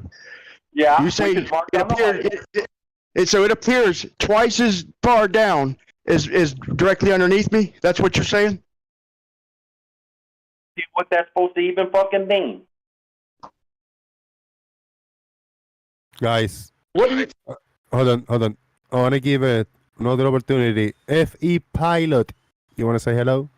What's it? Well, I tried. Brian, let's try not to call each other dishonest and stuff like that. Let's try not. Yeah, my bad. Brian, you how ever often fly in do you fly airplanes, with a Brian? plane? Yeah, so you ever fly in airplanes, Brian? Yeah, man. I've never flown them myself, but I've flown in them. Well, the next time you do, get that theodolite app in your phone and look out your little window. You can do this from the little port side window, and look out and see how far the drop is to the ground. Okay, yeah, and would you agree that the distance I could see for the day would dictate? So if the further I could see that day, the higher the less drop, right? The less the further drop. You see, the more drop you should see.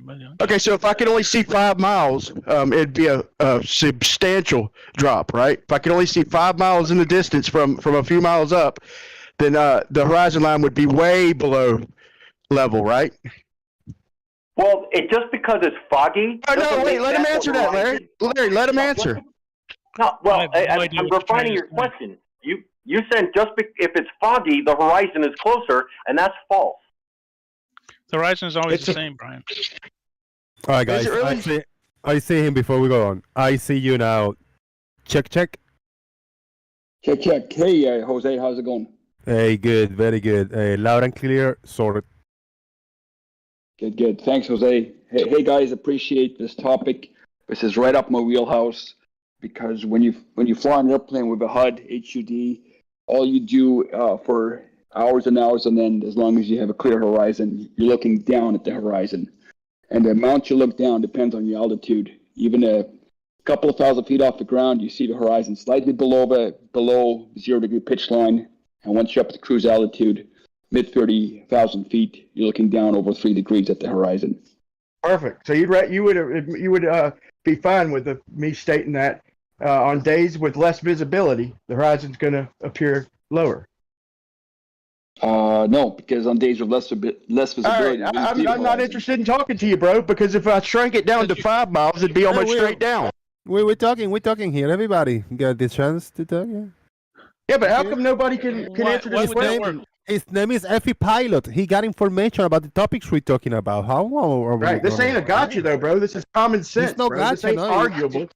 It's Is, objective. are you trying to do a gotcha, Effie Pilot, or are you trying to just participate in the conversation because you know stuff? No, just trying to participate because this is There you what go. I see every day. I don't. There you go. I mean, and I have my pictures that I've taken, and I'm happy to share them with you.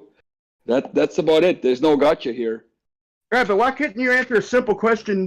Call it how you see it. It's not a gotcha. My point is, it's not a gotcha. No, if you can only see a horizon 5 miles away due to lack of visibility, then it's going to be at a lower angle. That's not a fucking trivia. That's objective, dude. Now the next question is a gotcha, which you can answer however you want. But you can't say that the horizon ain't going to be lower if I can't see as far. Lugo, NASA, Larry, that's a question. Effie Pilot, you want to answer it maybe for the first time or again if you think you already answered? Well, kind of pilot if you don't answer that right. The thing that causes the horizon is when you can see to the horizon. If you can't see to the horizon, you don't have a horizon. If you have 5 miles visibility, you're not seeing the horizon. You're just seeing. He ain't a fucking pilot. He just said if you can't see to the horizon.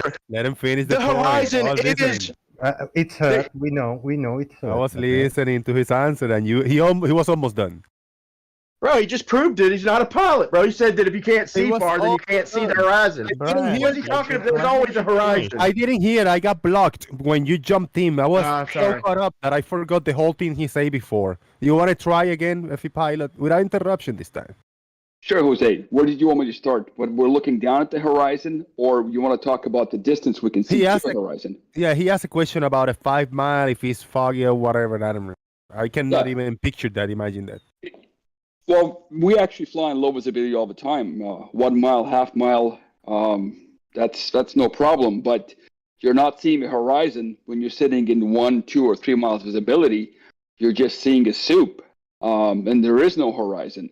The horizon is a very distinct line, and you know it when you see it. At 3 miles visibility, you're not seeing the horizon. In fact, that's what causes people to have problems flying their airplane because they're not seeing the horizon. That sounds fair. I understand that 100%, Brian. It makes sense. Yeah, but even if the horizon is where the ground meets the sky, the only way there's no horizon is if you can't see the ground or you can't see the sky, one or the other. So if you can see both the ground, hold on, man, let me finish. If you can see the ground and the sky, then there's a horizon, bro. He's just looking straight down. I'm talking about out a few miles, bro. Yeah, but you're not the horizon is a function of distance in either model. What you're saying is the dirty air, the fog, the whatever is creating this obstacle for you to see further. So you're seeing the ground and you're seeing the dirty air. You're not seeing the sky. So the horizon is not when you see the ground becoming this fogginess of the day. That's not a horizon. Correct. To not see a horizon, either the whole ground has to take up the picture or the whole sky. As long as you can see them both, there's going to be a point where they converge. So and that's by definition the horizon. All right, one last point to try to understand. I think we're going to get it with this, right? So flying a plane, and I'm flying whatever height, and we see in the horizon very far away. We see the sky, and then all of a sudden, we see a big bad weather coming in. And then there's a big dark cloud, and then we're getting seen closer and closer. And all of a sudden, all I can see is, if I lift my head and I look down, I see a little bit of the ground, and then in front of me, just all this bad weather. Is that the horizon where I have to lift my head up and see down? Or is the horizon out there where I don't see it anymore because the bad weather covered it? Brian, I mean, now you understand where I'm coming from, right? It's not a horizon because now bad weather blocked the actual horizon and you're seeing something that you think is the horizon lower. No. That's what I said. You're agreeing with me. I'm not talking about looking straight down. I'm talking about looking off in the distance. By definition, listen, just think of geometry. Think of drawing an angle, okay, to the horizon off in the distance, okay? If my visibility is limited, like let's say a mile, and my line now changes, it starts angling down toward the ground a little sooner. I'm not talking about looking down at the horizon. Yeah, I'm talking like a few miles out. I'm talking about off in the distance. It's a function of distance in either model. Because if you draw a line from your eyes to where the ground meets the sky, then if your visibility distance compresses, then your line's going to go down by You're by not, no. simple geometry. No, it's not. No. No, it's not, because when that weather clears and you got all the visibility, the horizon will be in a different location, and that's the location it is. Now the horizon appears, what you call the horizon appears to be in a different place because of bad conditions, but Bro, that's you not got the horizon. clouds, the horizon's but always it's not. changing, bro. It's always changing. Sometimes you got cloud deck horizon. Sometimes the ground is your horizon. Sometimes the ground is closer because due to lack of visibility, it's always changing. It's it's pretty much going to be pretty close. But my whole point is that the horizon is the angle to the horizon. I don't know why I'm even saying that. The angle to the horizon is a factor is distance. One of the main factors is distance. So I have a wall next to me, and so the horizon, the one direction is, like, I don't know level, but the wall next to me, is the horizon then like 45 degrees up, because of that's where the wall, to me, that's where the sky meets the ground, right? Okay, give me an approximate distance to that horizon there. Just, it ain't got to be perfect, and I'm not going to hold you to it. 30 miles. 30 miles. Okay, so if a little fog came in and you could only see 20 miles. I had a wall to my right, though. To the one where my right, I can only see 50 feet. So the horizon is only 50 feet in that one direction because there's a freaking wall there. Oh no, my point is if your visibility gets limited, and now where the ground meets the sky, 50 feet. There's a wall there. I know you don't want to answer this because it's going to kill your whole argument. It's dumb. I have a wall that's 50 feet away from me, so the horizon is only 50 feet away from me now. No, that's ridiculous, dude. You got a That's question? ridiculous. It's just as ridiculous as your question, Brian. No, it's not, because if fog comes in, visibility is limited you by can a only see wall. 20 miles instead of 30. Yeah. I haven't heard your question, Brian, because Nasa Chill kept interrupting. Thank you, man. My point is if I can only see 20 miles instead of 30, like if a little light fog rolls in, so I could pretty much see, but not quite as far. So is my angle to the 20-mile point in that picture going to be lower than the angle to the 30-mile horizon in the picture? But I'm standing next to a wall, and I only have 50 feet visibility to the east. Bro, why are you bringing in false horizons, bro? Because it's the same. Why are you bringing in artificial? You're bringing in artificial horizons, bro. I'm talking about what you're showing it's the on same screen. difference with you. We have limited visibility. I don't care why my visibility is limited. My visibility is limited. Well, do you or do you not agree that 20 miles, my angle to 20 miles off in the distance is going to be less steep? It's okay than the 30 miles. It's not going to be the same angle, right? Yes, 100%. Yes, but it's not the horizon what you're looking at. Where the 20 miles. That's not the horizon. That's Just it. Yeah, because you're that's right. the You're edge- correct, but you're incorrect in the calling it horizon. That's it. That's the only point you're incorrect. So if my visibility cuts down by 10 miles, it won't be a horizon out in the distance? No, Brian. We define horizon clearly as the line that separates Earth from the sky. Now, if you can't see the sky, there's no such line, and you have no horizon. Amen. Okay, so does everybody agree that if a light haze rolled in now, and I could not quite see the 30 miles that in that picture, I could only see about 20 miles off in the distance. Right. In other words, it's still way the fuck out there, but now it's at 20 miles. So put a flag at 20 miles in that picture. Okay, now is everybody agreeing that there wouldn't be a horizon there at all? No horizon. Correct. What would you call where the ground meets the sky? What would you then call where the That's not the sky. Yeah, it's not the sky you're looking at. Yeah. What would you then call where the ground meets the sky at 20 miles away? Atmosphere, the dirty atmosphere. Is called. Is it called offing? Offing. He's playing word games. Like no, I'm not. Y'all are playing word this games. Is typical flat Earth word game. It's not the horizon, Brian. It's not the horizon. What are you talking about? It's not the horizon, bro. Brian, where the ground meets the atmospheric conditions not to allow you to see all the way at the end. Yes, that's not the horizon. The horizon is where the ground appears to meet the sky, and this weather that is blocking your view for seeing the full picture. That's not going to be the horizon. Yeah, that's not the sky. That's the dirty air. That's the bad weather. That's the fog. Whatever you want to call it. Right. And does everybody here agree that the horizon doesn't change with visibility?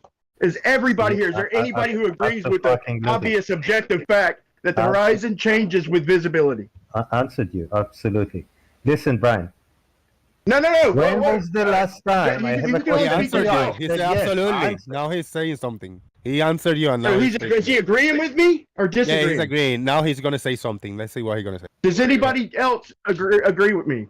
But he answered you, Brian. Now let him make a point or ask a question. Then you. Yeah, but I can gotta go know who you know who to you go back pinpoint when it's your turn. After he say what he gotta say, All then right, you all can take your turn and ask. Yeah, fair enough. Brian, serious question. When last time you saw fog? What? When you saw fog last time? What? When did you Wait. see fog?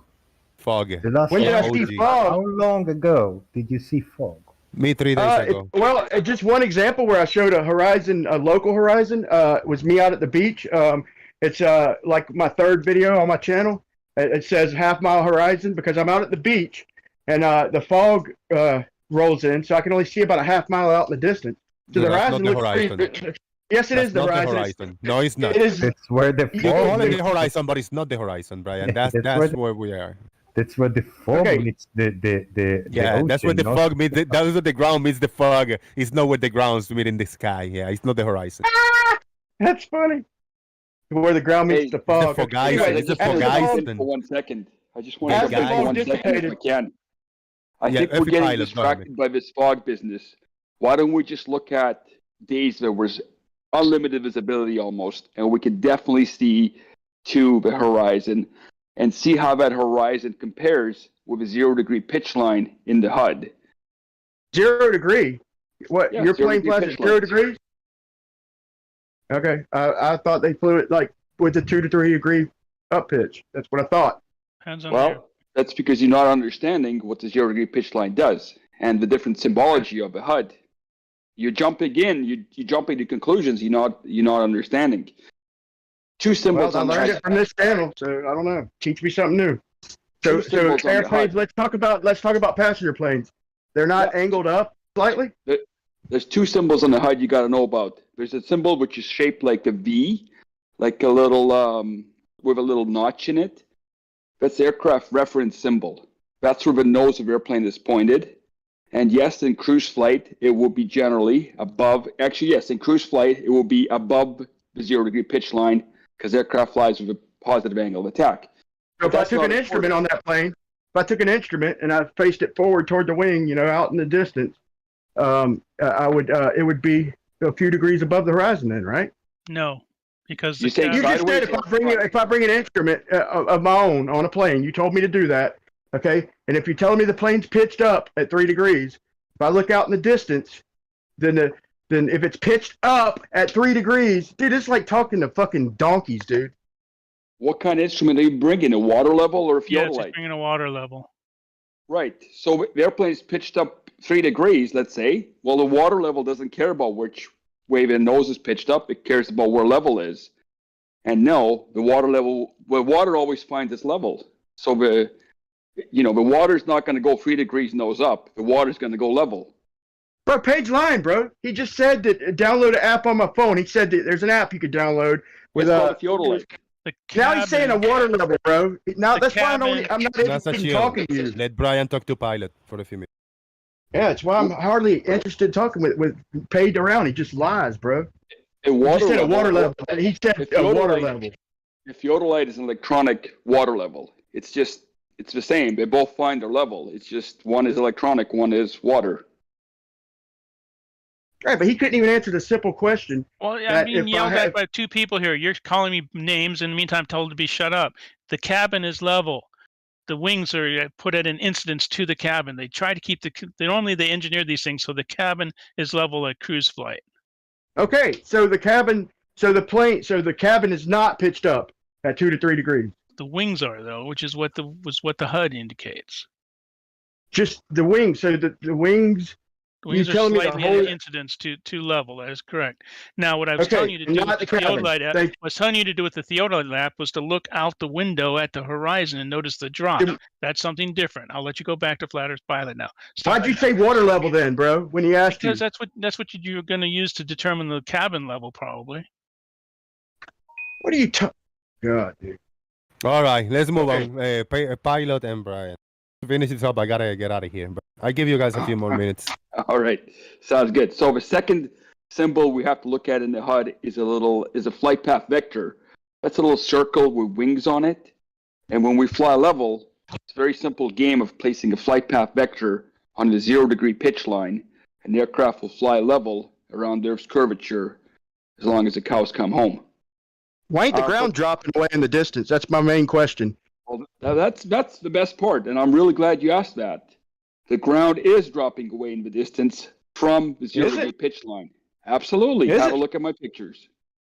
So a plane at your same elevation is going to appear lower.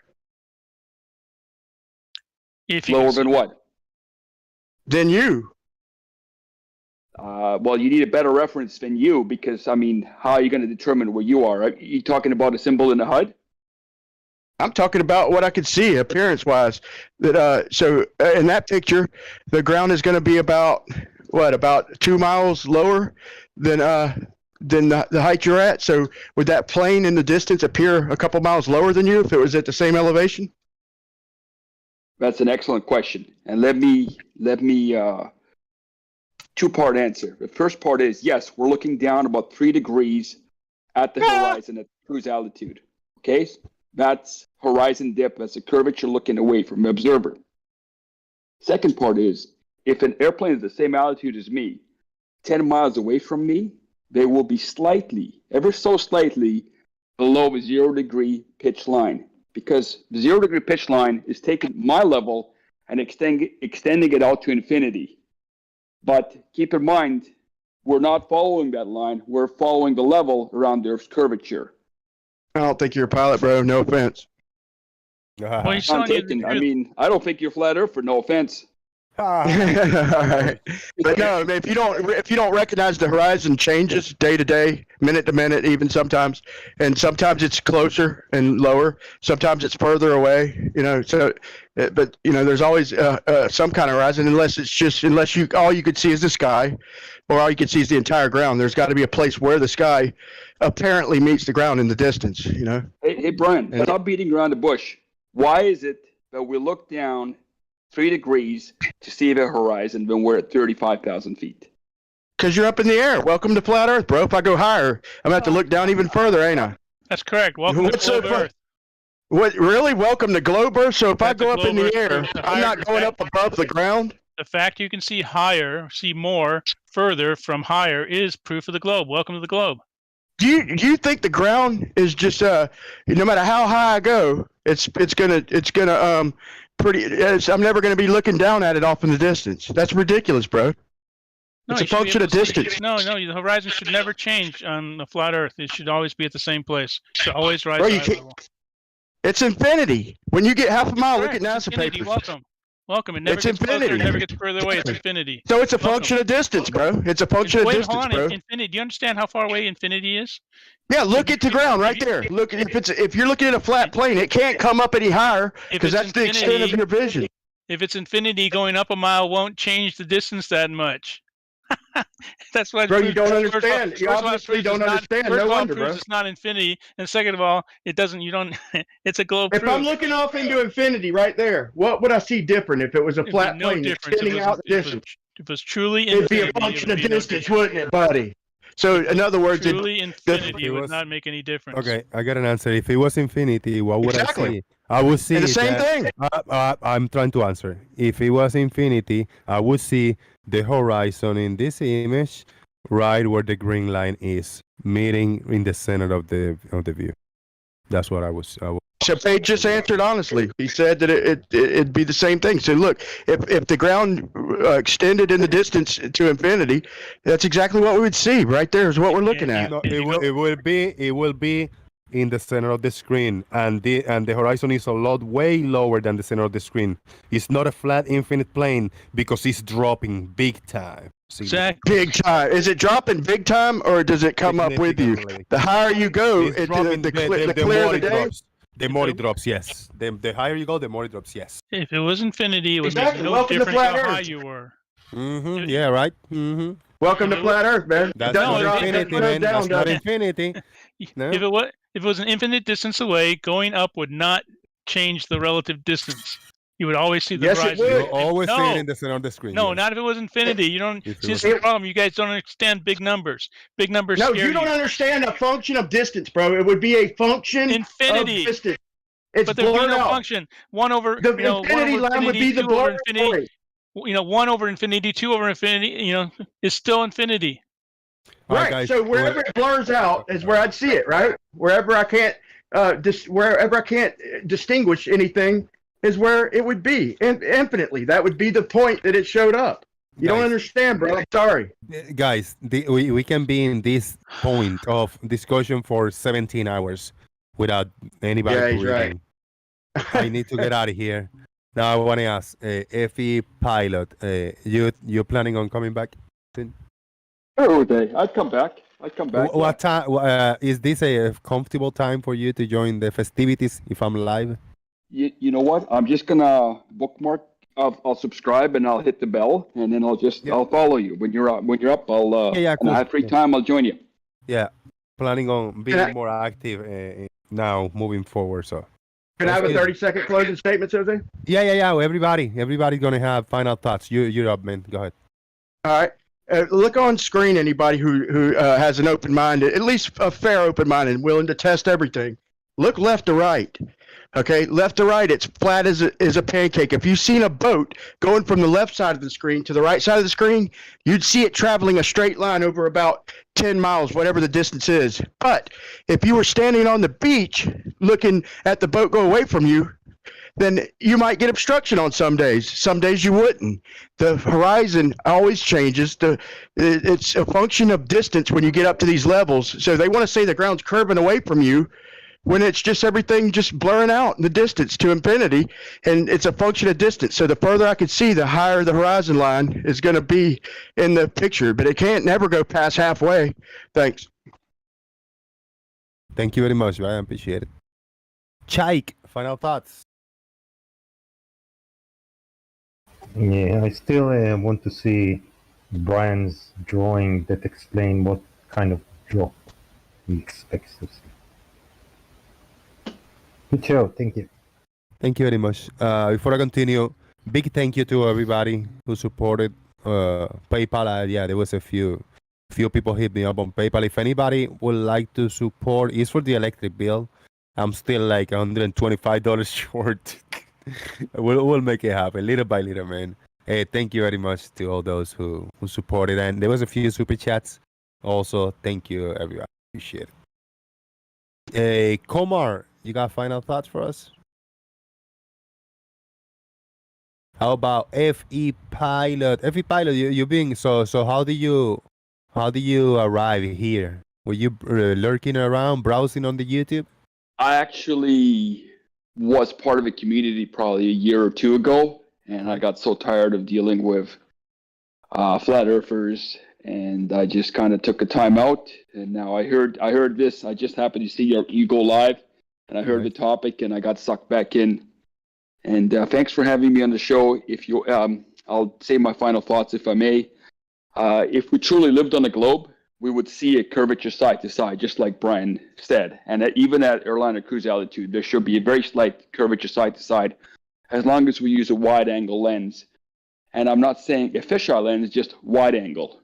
And in fact, when we look at photography from flight decks from civil airliners, we can see that side to side curvature. It is there, but it's not as noticeable as the horizon dip, which is curvature looking away from the horizon. And the one thing to keep in mind is that when we're talking about infinite ground or a perfectly level flat plane, it's not how much detail you can see on the ground, but it's a question of how much it is blocking the sky. And all you got to ask yourself, would that ground block the sky? And if yes, well then the flat horizon should rise up to the 0 degree pitch line because it's just blocking the sky. Thanks, guys. Very good, man. Welcome anytime that we are on. Appreciate it. We had a poll earlier in the top of the show about space, and there are very nice answers. Space is ... The least amount of people think that space is fake. Just a 7% of 77 votes. Only 12% of the people think say the space is flat with 77 votes, and he only got a 12%. 20% of the votes says space is free.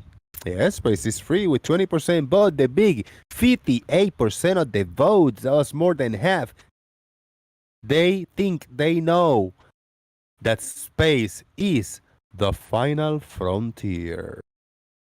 But it's Lubo. made in a Hollywood basement. I mean, yeah, man, you know it. Larry with the final thoughts. Well, there was a lot to unpack there, and Brian is he's in a world of hurt. The horizon isn't defined by the fog bank. Okay, and yeah, fuel has weight and all this good shit. I mean, it was funny. Thanks a lot for the very entertaining humor. Boom. Boom. I appreciate you coming in, man. Yeah, and yeah, it was a fun festivity today. Really, really entertaining. Big shout out to Brian, who took the third act of the festivities. Brian Mabbett had the second act, a shorter act, and I had the first act with Artemis.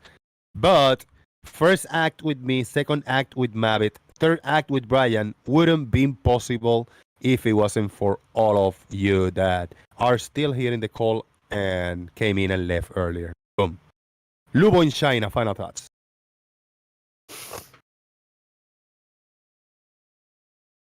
Sean, bro, final thoughts. Thank you very much, everybody. I appreciate it.